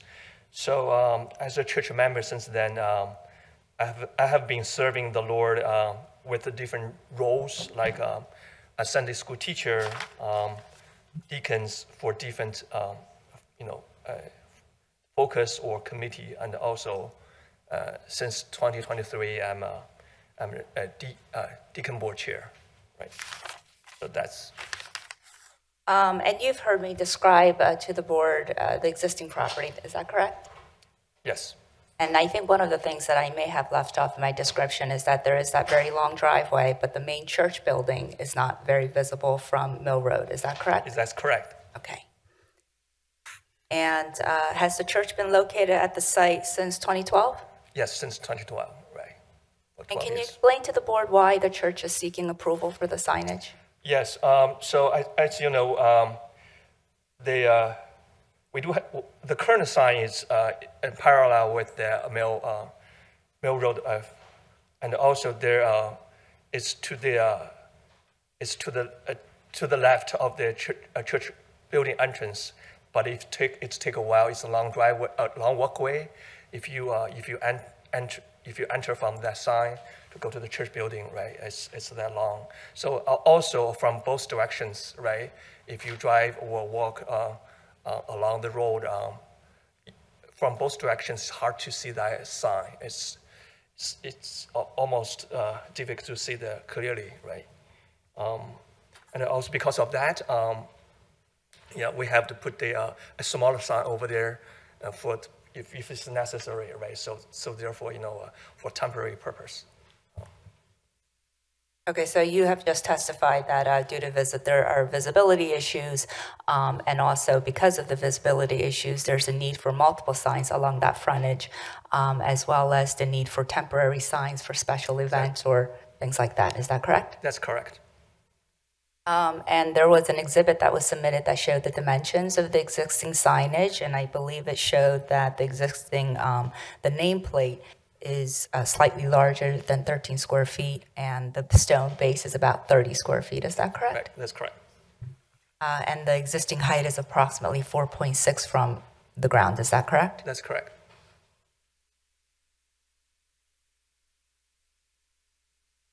And I think that's all of my questions for you. Thank you. Thank you. Ed? No questions. Bill? Yes, do you own, it looks like, well, let me ask this question. It looks like the proposed monument sign would actually be in the front yard of 562 Mill, right? Is that correct? That's the Sorry, could I answer that? I believe it's a consolidated lot, correct? right. Yes, it's a consolidated lot. One lot, okay? Yeah. But that's where you're talking about. You want to move this monument sign from the, I guess it's the left entrance, right? yeah, from the left side of the entrance, if you're staring at the entrance, over to the front yard of the building on the right side. That's correct. It's an office building, not the main building. Sure, yep. Right. Okay, yeah, understood. Right, sure. And then, correct me if I'm wrong, but and I just have to find the exhibit. So, Exhibit A3, this first picture is essentially what had been the existing monument sign before you changed it to the Trinity sign, That's correct. correct?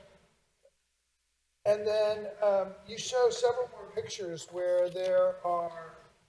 there's a sign here on the second page of Exhibit A3, which presumably could have been or could be changed to your church now from Benai sign, right? And where's this sign that you're showing us? If you look at Exhibit A4, the first photo, I am guessing that it was one of those signs to the right of the driveway. Exhibit A4. Okay. So, and then, so then you have that sign, and then you also have another sign it looks like with the direction arrow underneath the crosswalk sign. That's correct. Correct? Yes. And so you have that sign, and then it looks like you have, so I'm on this third picture, second picture of A4. Yeah, so there you've already changed the old banana errant sign, correct? That's correct. And so then you have another one just 30 feet in front of you below the crosswalk sign, correct? They're banked next to each other? Are you looking at the second sheet of A4? Yep. Okay, and are you referring to the sign that says 560 underneath it? The one labeled View Looking West on Mill Road. Yes. So there's the crosswalk sign with the sign underneath it, and then behind that is another sign. There's another sign. So you have two, and then you have the monument sign on the far side of the driveway. That's correct. And then, yeah, so is that 4 signs on the front yard there, or 3? I see one below the crosswalk sign, one higher up but obscured by the crosswalk sign. Then we have another sign with the street number, and then we have the monument sign. 1, 2, 3. Is that right? That's correct. That's correct. Okay, and then is there, on Caracon, is there a sign indicating to turn left on Mill for the church? Where were you asking? On Caracon Road? At the corner of Mill and... I know what you're talking about, right? Do we have that sign, John? Do we have a sign from Caracon Road? So the intersection between Caracon Road and the Mill Road, right? From other direction.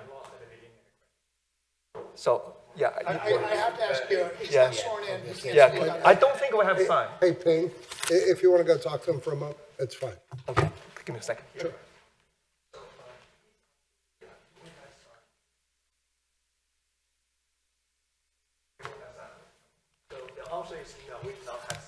No sign there, okay. I think I remember, yeah, we do not have a sign. So to your recollection, there's only 4 signs currently, and they're all essentially on either side of the driveway on your property. But there are 4 signs there. 4 signs, And yeah, including arrow directions right, on how to Yeah. get to it. right. So are you going to discuss the elimination issues separately, or are we just asking questions? So Ping was just giving sort of the background. We do have someone from the sign company, and he's going to go through all the details. Right, cool. So, Nothing else, Bob. Thank you. Jesse?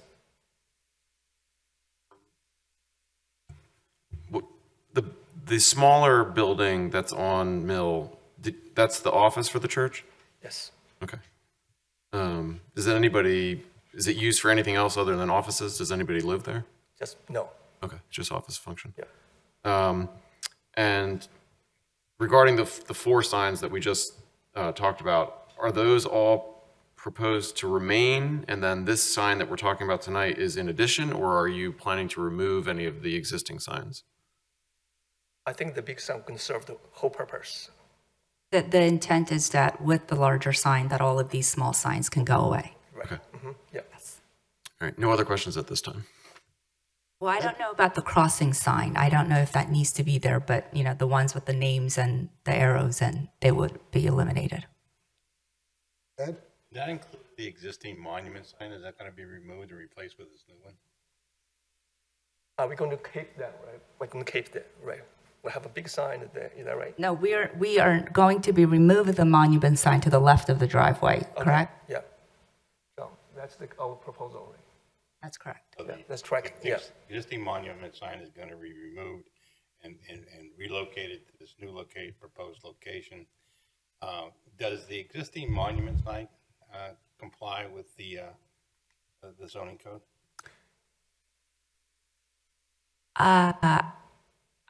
I want to say that some elements of it may not. Like I said, I think the total height is 4.6, so that may exceed the 4-foot height limitation. In terms of the square footage of the nameplate itself, if it's approximately 13, it would comply because it's under the 15. So there may be elements of it that are beyond what the code permits. So we we'll have someone else that would talk about why it's necessary to increase the size? Yes. Okay, thank you. That's all I have. Jessica? Can you talk a little bit about why you want to have an LED sign? I didn't hear that in the testimony.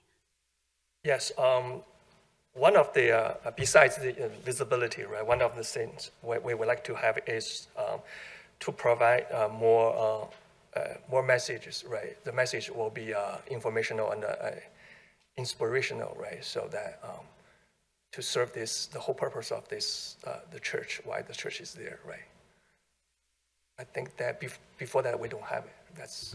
And if I may just ask Ping a follow-up question. Sure. In addition to the various signs that are currently shown on Exhibit A4, the church does utilize additional temporary signs, such as banner signs, et cetera, for, types of event notices, things of that Exactly. sort. Is that correct? That's correct, yeah.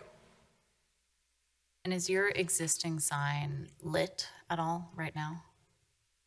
What's that mean? Does it have light on it?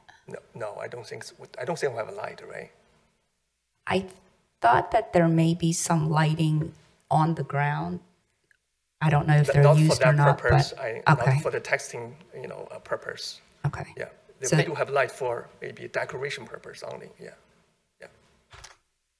And It's not back. No. was any consideration made to simply recreating your current sign in a more visible location without an LED screen? I don't think we thought about that one, right? But I think LED will be the best. If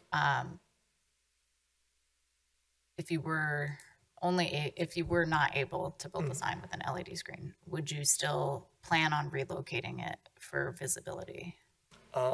We hadn't thought about that yet, right? Okay. But we will, if that's the case.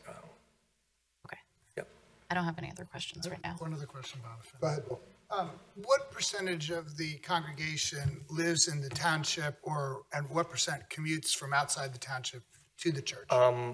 Actually, most of our church members, they commute. They commute. They commute, right? Yes. And so the purpose of messaging,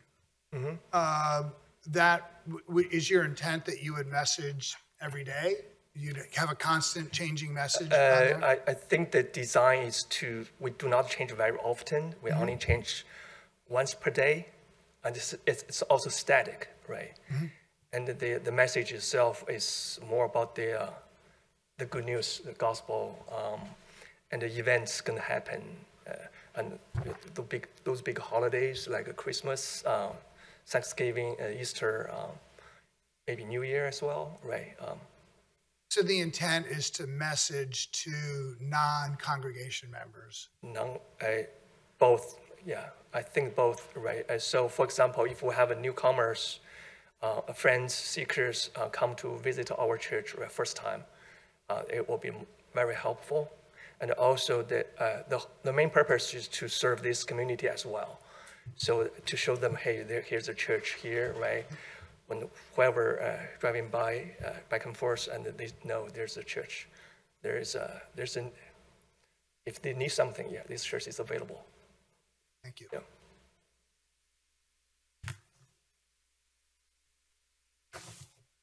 I have no questions right now, but I may later. Anything else, Jesse? Go ahead, Jamie.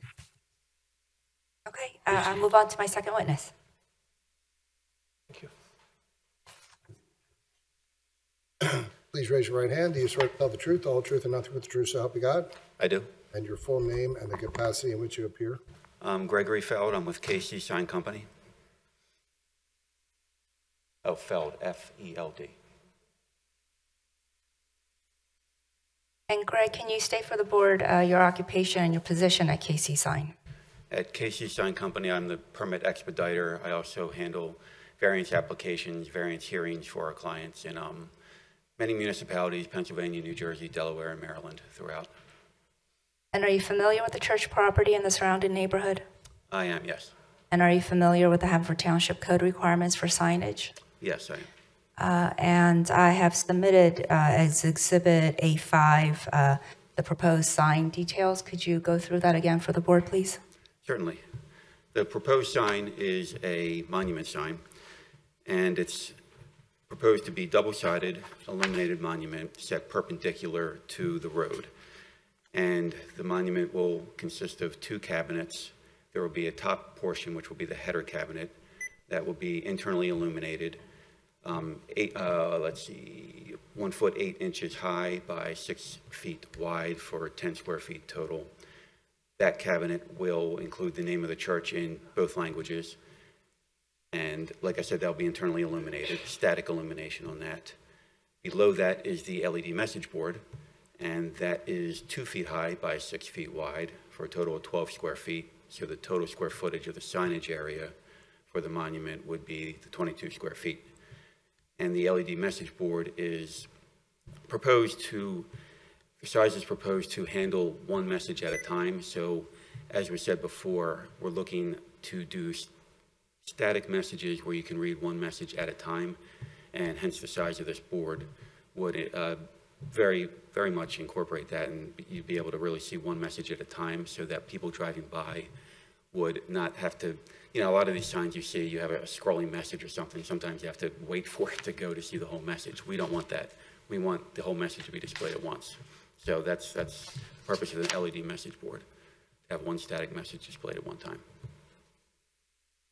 And the total height of the sign, sorry about that, the height, because of the slope, the back part of the sign on the high end of the slope would be, because the cabinet's 4 feet, the total height would be just a little over 4 feet because you'd have a little bit of the base there.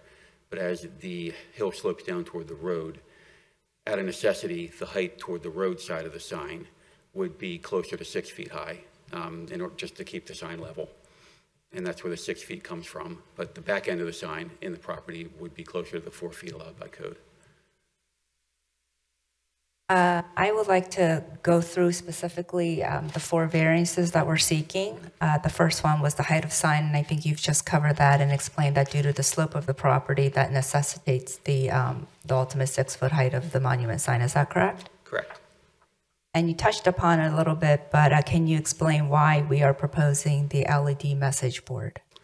We're proposing the LED message board, as was previously testified, so the church can provide messages to the community about events, things going on in the church that parishioners would know about and parishioners might not know about. Members of the community would be invited to some of these or be able to incorporate or be able to use some of the facilities at the church, and the church would like to extend that invitation to the community. So the LED message board would allow the church to communicate with the community, and in a way that it's they're able to put 1 message on there at a time, and it's easily read and understood by everybody.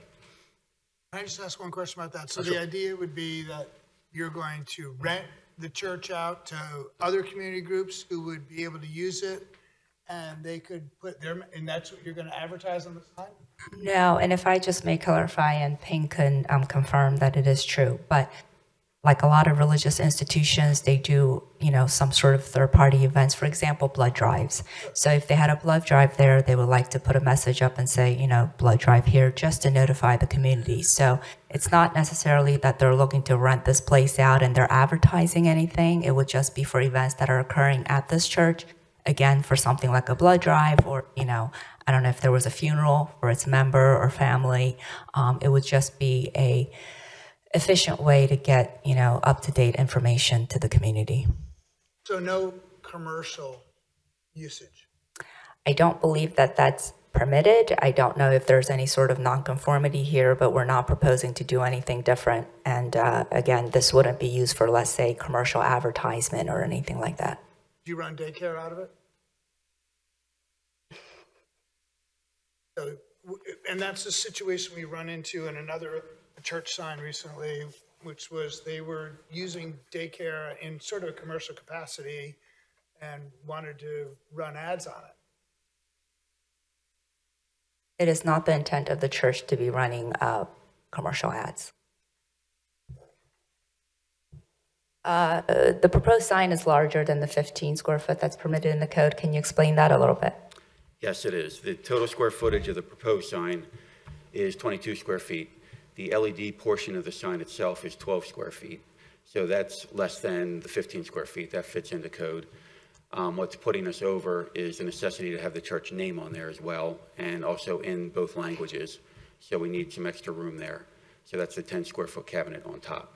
Greg, I just want to interrupt you for 1 moment. Bill asked the question of whether or not there would be there are daycare services at the church. And just to clarify, was it you that responded to that question?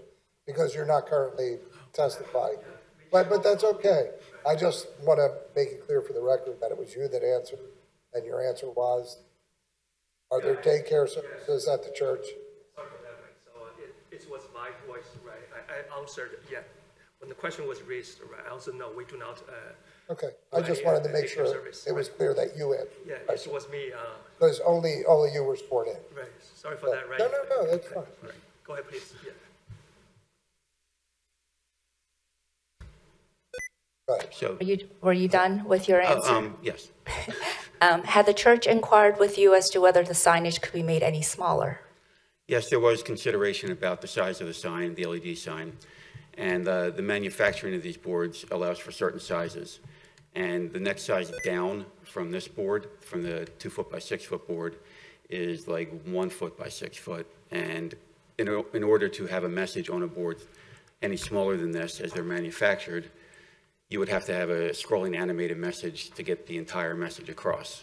So we wanted to go with a board where we can avoid any kind of scrolling animation. We could do a static message where it's all able to read one message at once. And then, if and to the extent needed, we had requested a variance to illuminate the sign with both direct and indirect white light. Could you explain that a little bit? Yes, we were just kind of covering our bases on that because it was mentioned in the letter. But the lighting for the sign is direct lighting in that it's all incorporated within the sign structure, the header cabinet and the LED. Like indirect lighting is usually spotlights or something on the ground shining up at it.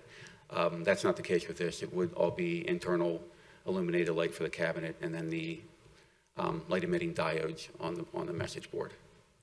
So I guess that does all fall into direct lighting. And I just want to cover the couple or the few requirements for variance relief. And can you explain to the board what the unique physical conditions that necessitate the variance are? Yes, as we were discussing, the incline of the front yard for the height of the sign. In order to, if we had a 4 foot high sign on the slope in the front yard there, if we did the 4 feet on the leading edge on the roadside, then the back of the cabinet would get to be like 2 feet high or something, and you just wouldn't be able to see anything, and it wouldn't look very good. So because of the slope, we're trying to keep the minimum so that the back side of the sign that's on the building side, interior to the property, we're trying to keep that close to what's allowed by code, which is 4 feet. The cabinet's 4 feet with the base, as you can see in the photographs provided, or the superimposed pictures of the sign where it would be located. You can see the base would come up a little bit above the slope, just so it looks good, and so it's sitting on something directly. So the cabinet's not directly on the ground; it's sitting on the base of the monument, and we're keeping that. That'll come out to just a couple inches over 4 feet, and the variance would be required for the 6 foot height on the other side, and that the hardship would be the slope there, just to keep the sign balanced and straight. On the leading edge of the sign to the road, we'd have to go 6 feet to balance the 4 feet on the other side. So is this really a hardship? Because the code talks about taking the mean when you're on a sloped hill, right? You take the midpoint and measure off that. So I think the code contemplates that these monument signs would not be on flat ground and provides for how to manage that question when measuring the size of the sign. So the mean would be taken from the center of the sign out 10 feet from there, I believe. Yeah, it's up to you. I'm not going, we can't advise you on how to do it, right. But I think the code section talks about using a mean, which tells me that when they wrote it, they thought about this being on a sloped hill or a sloped property, and here's how to handle it. And we were just covering our bases. This was one of the sections that was cited in the zoning officer's letter. But I guess our testimony and the dimension is what we're presenting, and to the extent that the mean grade lowers that actual height, then the variance request or the relief that's required would just lessen. But I don't know what the exact calculation would be based on that.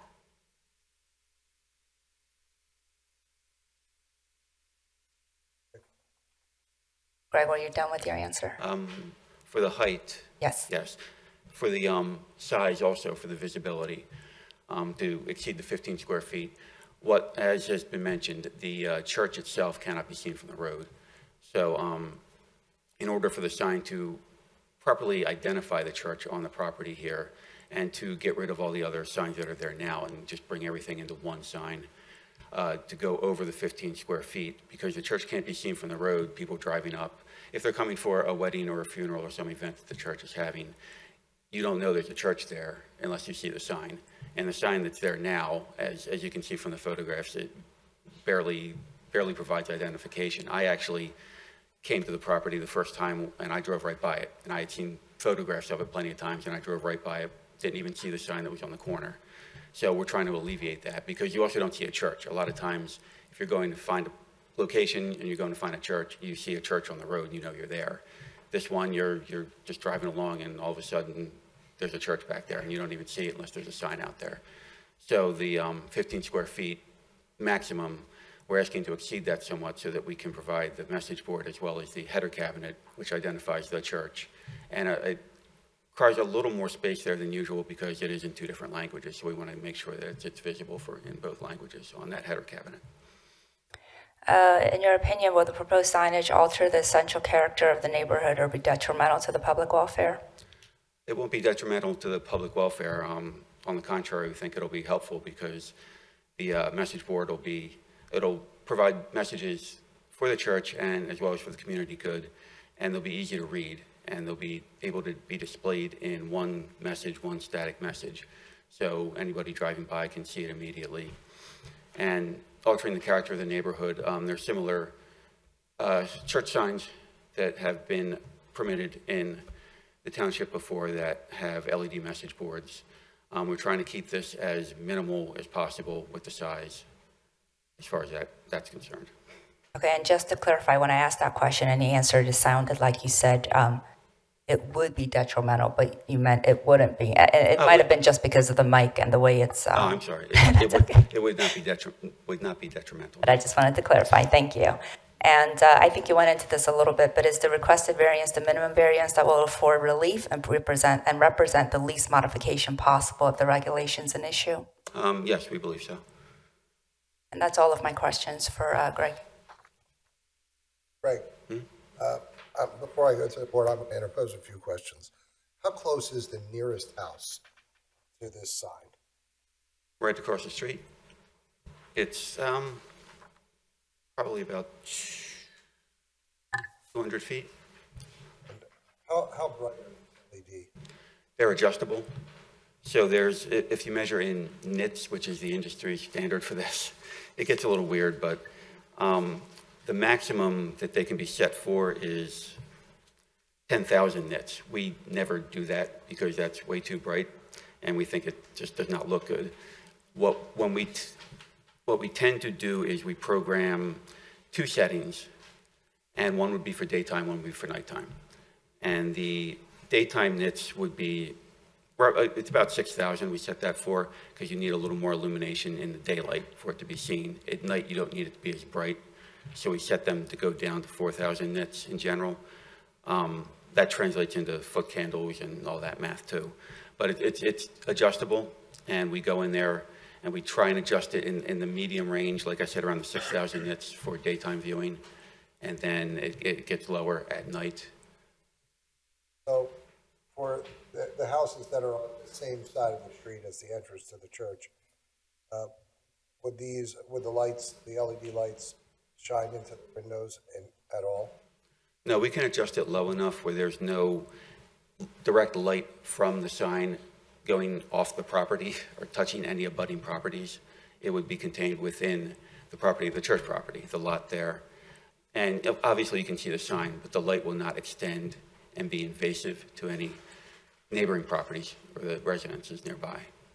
So just the top portion of the sign, if the LED wasn't permitted, wouldn't the top portion with exterior lighting, I mean, it would prevent you from doing a community message or changing the message, but it would identify the location of the church, right? Even if it were a little bigger, the fixed part of the top of the sign with external lighting, would that accomplish the identifying the location of the church portion of the purpose of the new sign? That header cabinet would, yes. That's the idea for that. Ed? Yeah. The term on the zoning case was animated. Is that a correct term? They're animated by nature. LED boards are programmed to be animated. They're designed to be animated, but they can be programmed and set within the computer, within the system, to display static messages only. So by default, and by most code in townships that refer to LEDs, refer to them as animated, because they are capable of animation. So we don't allow animated signs, so right. That's why I'm trying to stress that by using that term, confusing the issue a little bit. We use that term because that's how it is in the language of the code. LEDs are considered animated signs. We are asking for a non-animated sign. It happens to be an LED sign, but it will be used to display static messages. And how long between messages? One a day? I heard earlier. What is the estimate on how many times a day that sign will change messages if allowed? I mean, the church, yeah, they said one a day. One a day works for them. I'm a little confused because most of the signs that we allowed for the LED signs on churches were simply to replace existing signs that were that large that had the old style, add the letters on. Right. And that's why they were given approval to use the just to change it. This is the first one that we've had that I can remember that actually is increasing the size of the sign. Okay. And I'm not sure that I see a hardship presented for why we would need to do that. The other signs you were talking about are grandfathered from the old changeable track message boards. Right. And a lot of times probably replaced on a base, or a new base is put in the same position for a church. Because a lot of churches do have signs like that, have had signs like you were talking about with the old style changeable track message boards for a long time. And then the LED technology came along and everybody started upgrading their changeable track message boards to LEDs. So that we do run into a lot of those cases, and that happens a lot. This church just happened to, when they inherited the property, they had a little sign in the corner, and that's all they had. They didn't have any kind of changeable track message board. They're looking to be able to upgrade the property and the sign and be able to include that because they feel like for the messaging purposes, they could ask for a changeable track message board and not have to get a variance for an LED, but those boards are becoming more and more obsolete, and the LED message boards, as you know, can be changed remotely. Some signs with the changeable track message boards, there's a safety factor, like they're way up high on a pole or something. The lower one's not as much, but still someone has to go out there and change it. And this church is way far back behind where the sign is. So it's making changing the messages easier, but we're not replacing an existing sign. I appreciate that. The other question I have, and I don't see it in the exhibits, is do you know what the right-of-way is for Mill Lane and whether the sign is going to sit outside of the right-of-way? Oh, the sign, one site plan here, looks like the right-of-way was 12 feet from the curb. But the right-of-way of Mill When I Lane, had, we were Well, I see 12 feet, but I don't see that's the right-of-way. So is there oh, that might be more evident on the larger right. If plan you look there. at Exhibit A2, the survey, it does dimension Mill Road, which is 50.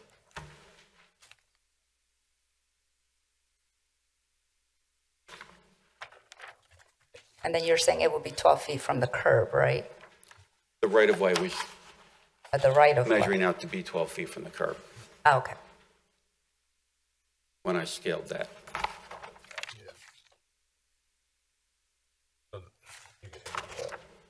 So the green line here, it's very hard for me to see. The green line coming down there is the right-of-way line. Yes. And this plot plan, does it show the sign location being outside of the green line? It does not show the sign What's that? location here. On the larger scale one? Okay, so if you look at Exhibit A5, there is a blow up of, I guess, that portion. And he is saying from the paved width of Mill, it will be 12 feet back. So it's your belief that that black line, 12 feet from the curb line, is the right-of-way line? Correct. Okay, that's all I need. Thank you. Yes?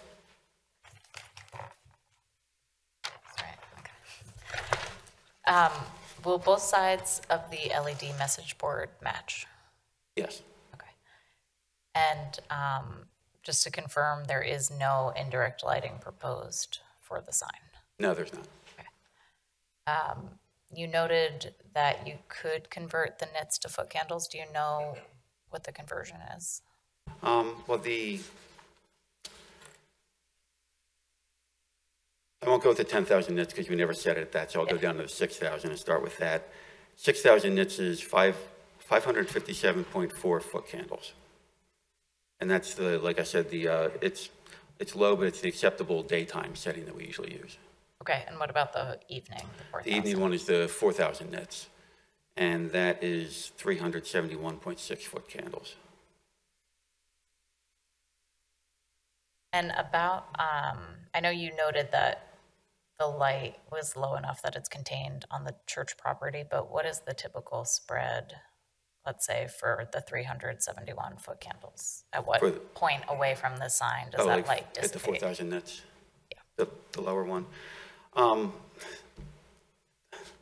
math's a little weird, but a lot of times to measure that, they require you to go out there with a little monitor and do all that, which we can do. We've done that, but generally when we set the 4,000 nits, it seems like within like a 15-foot radius around the sign or so. Okay. Is about what it comes out to. I don't have any other questions. Hey, Bob, Anything else, Bill? Greg, the lighting or the lettering, the LED lettering, it's monochrome, right? Single color, white, is that it? Oh, amber. Or amber? Amber, we show the amber on the diagram. But no other colors? It can be programmed for other colors, but we're not going to use it as such. I mean, they could do. I don't think we permit other LED signs that are out there do not have permission to use colored lights. Some of them do, but it's in violation of their variances. I have another question, which is, you said that there are other LED signs used by churches elsewhere in the township. Are you aware of any that are 2 feet by 6 feet, 12 square feet? The LED portion. The LED portion. The last one I was familiar with was 2020, a variance for Union Methodist.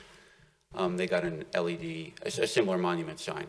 I believe the LED was around the same size. I'm not, it was roughly the same size, but I don't know the exact square footage on it. I remember the case, I don't remember the size of it, but I don't know that the LED portion of that is 12 square feet. And it's presently being appealed by the neighbors. Right, it's still under the. Not that that's relevant. I think that one, I wasn't here at the time, but that I believe had the letters, the static letters that they put in. I believe it has that in it. Oh, that it replaced? Yeah, they were replacing that with LED. I don't remember, but I remember reading it, but I think that may be the case. The LED, just for everyone's reference, the LED sign was 2 feet 4 inches by 6 feet 4 inches. It was 2 feet, 4 by 6, okay. It was not increasing the size of the existing. So the entire sign was LED? It was replacing the cabinet of the exact same size. But I believe that that sign had, similar to what is proposed, the name of the church above. I think maybe that was kept, and we just replaced out the changeable trackboard with the LED. And that one is located on Brookline? Yes. So do you see any distinction between that location and this location from the residential density of the neighborhood? I remember the Brookline address. There were residences across the street. Directly across the street, there was one on the corner too. Yeah, on the side corner. On the side corner, right. So that's similar to here and where we have residences nearby. Is it? I mean, that part of Brookline is more mixed use, mixed commercial, mixed residential. This is purely residential except for your property, is it not? On that stretch of the road, yes. Bill? Yeah, that's it, thanks. Jesse? All of my questions have already been asked. Thank you. One other question. Go ahead. Does this sign intend to be lit 24 hours a day? No. When would you turn the sign off if you were allowed? Well, the code said something about direct and indirect lighting from, 8 a.m. to dusk till midnight or so. But yeah, we would follow that. You know, the intention is not to have it going on all night, have a message on there all night, and have the header cabinet on all night. It will be turned off because there's no point to What have it on. time would it be turned off? Greg? At the board's discretion. We would recommend after church services in the winter when it's darker later. If I may just answer that question as well.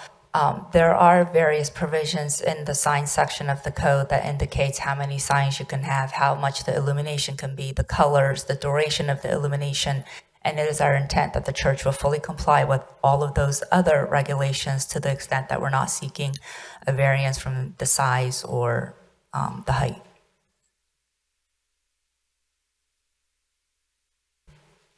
So does that mean, would you agree with a reasonable condition if the application was approved, Jamie, to turn the sign on at a certain time?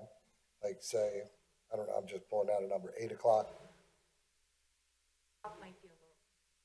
Okay. Well, the code says the following types of identification signs may be illuminated by direct or indirect white light only between the hours of dusk and midnight prevailing time.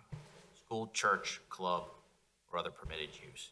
Right. Other permitted signs may not be illuminated. My concern would just be during like the winter months, it's really dark, 8 o'clock, it's dark, people are still at service, there could be nighttime church things going on. So, you know, midnight, we would prefer that it be what's permitted in the code. I mean, if you wanted to do something a little bit earlier, like 11, but I think 8 o'clock may be a little too early. Okay. Anything else? Jessica? Ed? Anything? Bill? No? Okay. Thank you. And if I just may make a few follow-up comments, you know, we are seeking a dimensional variance, which obviously is different from a use variance, and it is a lesser hardship standard. Right now, again, the church has multiple smaller signs along the frontage. You know, I don't know how much that all adds up if you were to add up the square footage of all of the existing signs. But with this proposed sign, we would be able to eliminate all of that and to have a more efficient, effective sign there. Right now, the sign is parallel to the street. The sign that we're proposing will be perpendicular to it, and I think that would eliminate a lot of, let's say, light shining onto the windows of the neighbors across the street. The property immediately to the left of our driveway, there is a pretty good buffer there. So we would hope that even with all of these adjustments, if there were any concerns about light spillage or light impacts on the homes, that it really would be minimal here. Again, we would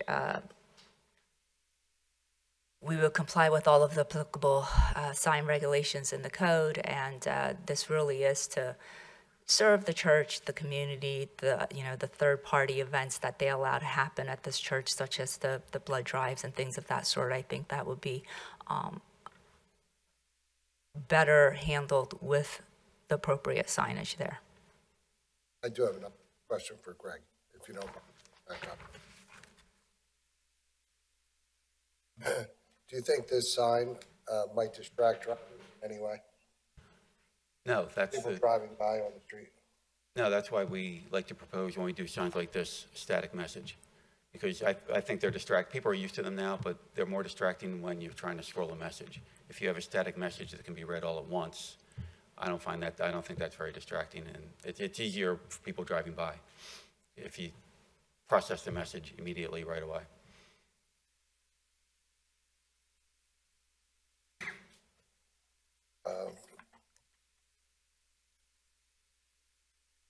And it would certainly help identify the church location. Yeah, but that's why the name of the church in both languages, I totally get. But for people driving down Mill to read whatever the message is at the bottom of the sign, I asked for your answer. I won't get into a disagreement with you, but I don't necessarily agree. Okay, that's all I have. And if I may just answer that Yes. question a little bit too.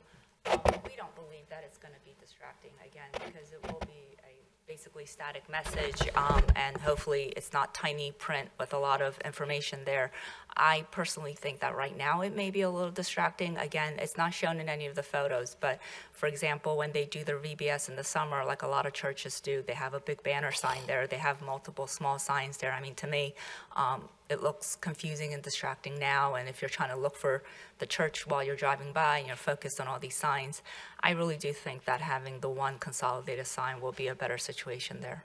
Well, even with the static message that's on Exhibit A5 displayed on the sign, if one were driving down Mill Road, I would suggest you would need to slow down just to read what's written on the sign. If I were looking for the church and had it in Google Maps and I saw the top of the sign, I'd say, oh, there's the church. What's the message? But if I were driving down Mill Road, I would suggest to you that I would need to slow down to read the bottom of the message. And to the extent people do that, rather than just ignore it, it might be distracting. But I understand what you're saying. Jamie, can I just ask you, the last point you made was the idea that not only would you swap out the 4 existing signs and replace it with this sign, but then the applicant would not be putting banners or event signage or temporary signage on their driveway at the entrance? I think that is the intent. I mean, I can't say that they're never going to have any sort of, let's say, temporary sign there, but the intent is that they really don't want to have to do that, and this will allow them to get rid of all of that, or most of it. So just to make sure we have everything accurate on the record, some of what you were stating was obviously legal argument, but some of the questions we're asking were more factual that you were answering, and suggesting that maybe it's worth having Ping come back up and just confirm or adopt some of the questions that you had answered to make sure that they're accurate for purposes of the record.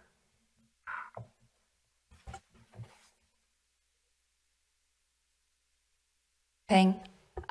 The board has asked some questions related to our proposed signage and our application. And I, along with you, as well as Greg, have answered some of those questions based on my prior discussions with you and Greg. Can you just confirm for the record that my responses have been accurate, and to the extent that they were not, please feel free to correct. They are all accurate. Any other questions for Ping while we have him here? If you were asked directly those particular questions, you would have testified consistent with as your counsel testified? Yes. Jess, do you have anything else for Ping while we have him up here? No. No, thank you. Jesse? I did think of one more question. Will the street number be incorporated anywhere? Because we talked a lot about removing a lot of signs, and I just want to make sure that that in any case you still maintain, the street number for 911 and emergencies, et cetera. Again, and Ping, you can correct me if I'm wrong, but like I had said with that crossing sign, whatever is needed there for safety or, fire protection, that type of thing, we would, I think, have to maintain it, including any address that's required at the street frontage. Okay. And Ping, while you're at the stand, it was asked about whether you would add temporary signs if you were granted this LED sign. Could you answer that? Yes, I will answer that one. So the main purpose to have these LED signs to reduce what or maybe we don't even need the temporary signs at all, right? So if we say the big signs serve the purpose, we will not add or use a temporary sign at all. No other questions, thank you. Thank you, Peggy. Yeah. That's it for me, and I just ask that the exhibits be moved into the record, please. That'd be exhibit A1 through A7. Okay, unless there's an objection or discussion from the board that are admitted.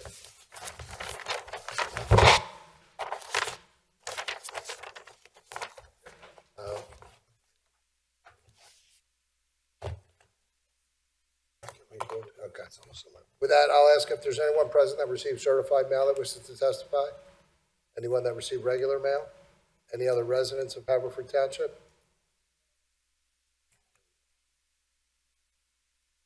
The other residents of Haverford Township did not receive regular or certified mail. That's okay, Lynn. And I if need I to can- swear you in anyway. Please raise your right hand. Do you swear to tell the truth, the whole truth, and nothing but the truth, so help you God? Yes, I do. And your full name and address for the record, please? Lynn Elliott, 704 Polo Road, Bryn Mawr. What was your street? 704 Polo Road. And this was for you. I just have 3 exhibits. First one is 1, 2, 3. the zoning map of the township, a close-up of the zoning map. So Lynn, as you identify them, we'll have to mark them.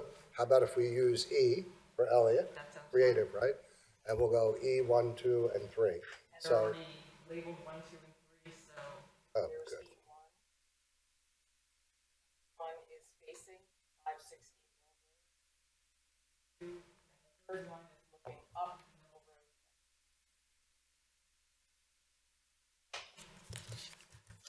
Road. And I just realized I forgot to bring my reading glasses, so I'm going to have to look at all this without any glasses. But the zoning map specifically shows the church at the institutional square. It has the park at the bottom of Mill Road. It has the other institution, the high school, at the top of Mill Road, and all the properties surrounding the institutional property, completely residential. This is an R4 residential zone. And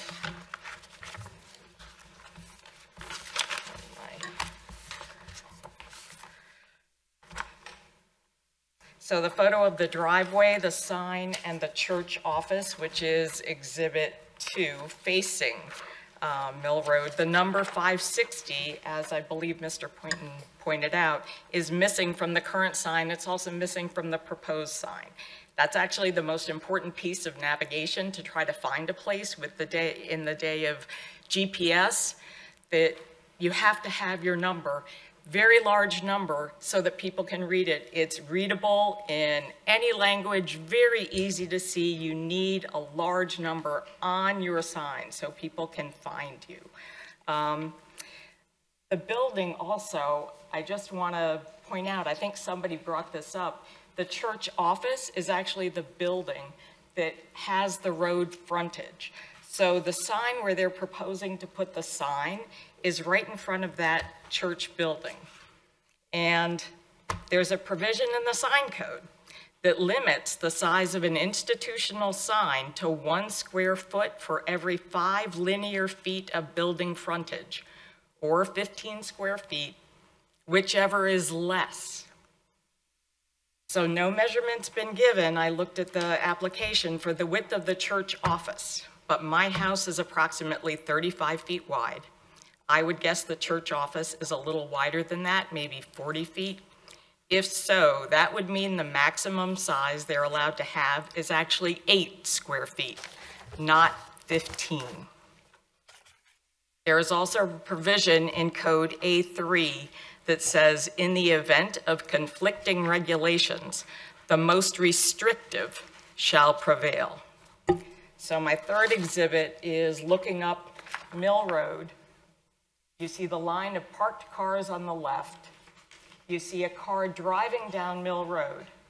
Just to the right of the car driving down Mill Road, you see a bicycle lane sign. This is a bike lane. So it's a narrow road with two-way traffic, plus parking along one side, plus a bike route to and from the high school and the park. It's already difficult for drivers to navigate all of this without putting other distractions on the side of the road. Code B4 says that no sign may be erected that is of such character, form, or shape as to confuse or dangerously distract the attention of the operator of a motor vehicle on a public street. This proposed LED message board is exactly the extra distraction drivers don't need. They have to take their eyes off the road to read it. All it takes is a second's inattention for a driver to hit someone riding their bicycle or to cross the median and hit another car head on. I would think the church would not even want to deal with the potential liability issues they might have if an accident were to happen because their sign distracted a driver. Ms. Elliott, can I ask a question? Are you Sure. Are you a accident reconstruction expert or a traffic expert? You've suggested the level of danger resulting from this. Is this based on conjecture, your personal conjecture? This is based on being a driver and needing on a narrow road to be sure you're looking straight ahead at the road. And when there is something that is lit up to a side, in order to read it, you either have to turn your eyes to read it or you have to turn your head to read it. Either way you're doing that, you're taking your eyes off of straight ahead. And when you're operating a motor vehicle, it's really important to keep your eyes on the road, especially when you're on a road that has potentially children biking to and from a school, biking to and from a park. So the fact that it's a static message is better than the animated one that was put in the ad, but that doesn't mean that trying to read something is easy to do when it's out of the corner of your eye. Does that make any sense? And no, you Not all really know to me. I'm not in. I think that drivers have to look left and right all the time, at intersections, at crosswalks, at signage. At an intersection, at a crosswalk, you've just stated a place where you would normally have a stopping point in a road. No, not necessarily. This is right in the middle of a roadway.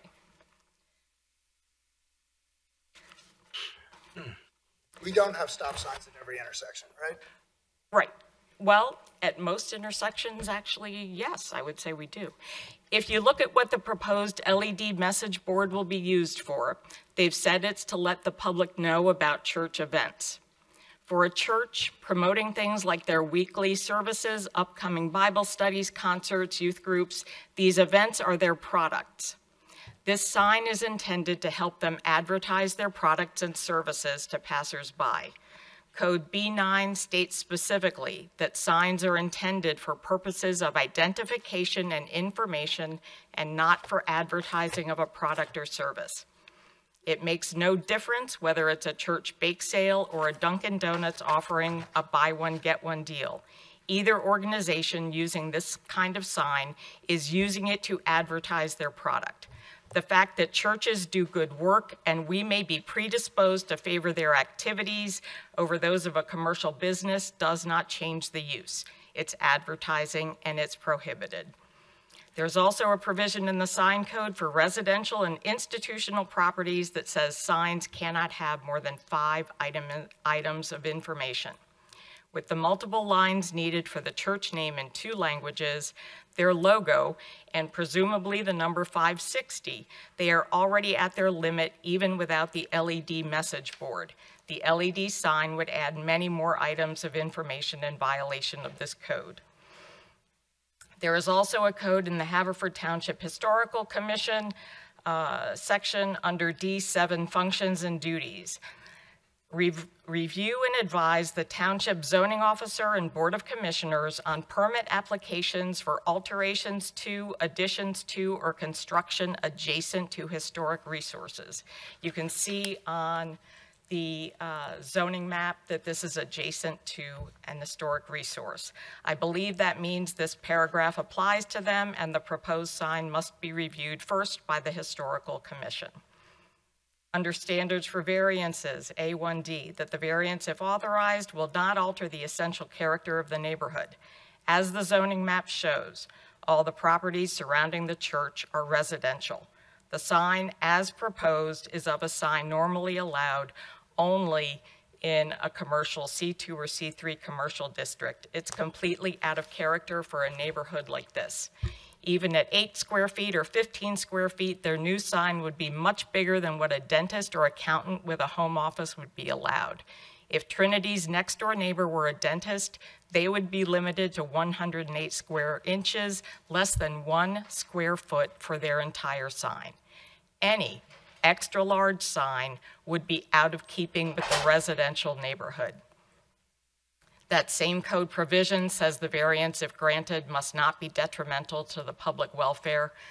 On this narrow street, you may disagree with me, Mr. Rhodes, with the parking on one side, with a designated bike route both ways, with kids and adults biking back and forth between the high school and the public park.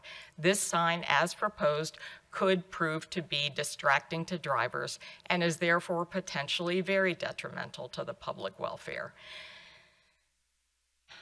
That this represents the least modification possible of the variance. They've had a smaller sign without an LED message board for many years. They're a very successful church, over 300 members according to their website. They've not demonstrated that they need the LED sign, that the LED message board will help people find them. Signs are supposed to be for identification and location purposes only. Putting their street number on their sign is the major way they can help people find them. Positioning their sign, as they plan to do, perpendicular to the road on the opposite side of the driveway will also help. These are all things they can do without needing a variance for an extra large sign. They also don't have a map and directions to the church on the homepage of their website. You have to click through 2 layers of navigation to find that. It would make it easier for people to find them if they put it on their homepage. And this sign, once it's built, will be there for years to come. Any subsequent owner of the property will then have this message board to use for whatever messages they choose. And it could become a completely different institution in the future. The only way to prevent it from being used to advertise anything is to not allow it to be built in the first place. And lastly, it's the responsibility of the applicant to prove that their proposed use or modification complies with the criteria and standards of this section. I don't believe they've proven that. In addition to the code provisions I've already cited, this sign as proposed also violates several items under Section 2 purpose, specifically paragraphs C, D, E, and H, which I won't read, but wanted to note for the record. And I just want to say this could set a precedent that I would hate to see in the township. As Mr. McGargy said, the old signs that were there with the message boards that were then replaced by LEDs, that's a different situation. This is a brand new sign that is going to be put in place in a completely residential neighborhood where it's just totally out of place with that atmosphere. And if they can have it, it could go anywhere. There would be no residential neighborhood that could be protected if a sign in this location, completely surrounded by residential properties, is allowed. I ask that Trinity Church withdraw their application and redesign a smaller sign without the LED screen and just have the name and the number of the church and the logo of the church. If they don't do that, then I ask the board deny the variance request. And I thank you for the opportunity to speak. What's your approximate distance of your home from the applicant's location? Oh, I'm very far away. That's why I said I was probably a far resident of Haverford Township. However, I really believe that this case could set a precedent for other signs like this to be in other residential neighborhoods. And the fact that I live far from this sign doesn't mean that this is a sign that seems appropriate for its location, or in a township that is fighting so hard against billboards. I really see signs and the creep of more and more commercial signs into non-commercial areas as something that we as a township need to try to stop. And this is a sign that I don't believe should be allowed to be put in place. The LED screen, I think, is completely out of place for a residential neighborhood. You can't see the sign from your house, right? This is, I'm not asking to be a party. I cannot see this sign at all. I just wanted to make sure, okay. However, I really care about this township. I think it's a bad precedent to set. If you could. Do you have any questions? I do, and the board has already asked some of the questions that I was going to ask, but I just want to clarify for the record that you are not an expert on signage, on visibility of signs, on construction of signs, or traffic safety. Is that correct? I am an expert in absolutely nothing, completely and totally including all of the items you mentioned. Thank you. And I think, it seems that you have a concern generally with signage in the township, including this proposed sign? I have certainly been before this board about other sign cases, and I was in fact at the Hope case, or not at the Union case on Brookline. But this one is, I feel, one that is important to the township overall. Which is why I wanted to come, and which is why I spent a lot of time looking at all of the ways in which I thought this sign was really not appropriate and ought to be really scaled back from what your church is proposing. Okay, I don't have any more questions. Anybody else? Jess? Ed? No. Jesse? Lynn, very, very briefly, if you could answer. You mentioned its proximity to a historic resource. I assume you're talking about Tony Martinelli's house that he refers to? It's the star on I don't have the the zoning map. Okay. So you're not aware, I mean, you're not on the historic commission or historic commission, right? Not at all. We happened to have had another sign case where there was this odd circumstance of an historical commission thing. That's the only reason I even thought to look for it. The historic resource. And you have every right to come and express your views. Excuse me? You have every right to come express your views. Thank you. I appreciate that. What's this house? Any other residents in Haverford Township? No? Jamie, anything you want to add? Your exhibits are already admitted. So with that, we'll close the record on this case, and the decision will be rendered at our next regularly scheduled meeting on July 18th. Thank you. Good luck, babe. All right, we're going to go in recess. Off the record, Jeff, please. All right, we'll resume the meeting of the Haverford Township Zoning Hearing Board of Thursday, June 6th. With regard to case, where is it? Oh, I got the wrong agenda. You have an agenda? I know. Sorry, Arlene. This is all volunteer here, so what happens you after all work full-time jobs all day. You start to get tired at the end. June 20th. With regard to case Z24-21, Raymond and Rita Hutton, I won't read the rest of the case description into the record unless somebody specifically requests that I do so. Jessica, are you prepared to vote? Yep. Ed? Yes. Bill? Yes. Jesse? Jesse, would you please take that decision? Mr. Chairman, with regards to case Z24-21, I would vote to approve the requested relief with the following conditions. 1, that no separate cooking facilities be provided in the addition. 2, that no separate entrance be provided. 3, that rainwater shall be managed so as not to adversely impact neighbors. 4, the project shall be completed within 1 year and in accordance with the notes of testimony. Okay. Bill? I agree. Jessica? Agree? Ed? Concur. So do I. That application is approved 5-0 with those conditions. Good luck. Thank you. You did a very nice job presenting the case. Keep saying it, I'm going to do it for the rest of my life. His ego is high enough. You can make yourself a little badge and. If I tried harder in college, I like to think I would have been a lawyer. Good luck. All right, with regard to case D 24-18, St. John Newman Roman Catholic Church, again, I won't read the rest of the description into the record unless somebody specifically requests that I do so. Jessica, are you prepared to vote? I am. Ed? Yes. Bill? Yep. Jesse? So am I. Ed, would you please take that decision? Yes, Mr. Chairman. I vote to approve extending the use of the temporary classrooms for no more than 2.5 years from this approval, in accordance with the notes of testimony. Jessica? I agree. Jesse? I agree. Bill? I disagree. I agree. That application is approved with those conditions 4-1. We don't have any minutes, right? I It's okay. apologize, I It's couldn't okay. get It's to it this okay. time. We're still on the record. Any other matters, administrative matters or otherwise that we need to discuss on the record? No. All right, then we are adjourned.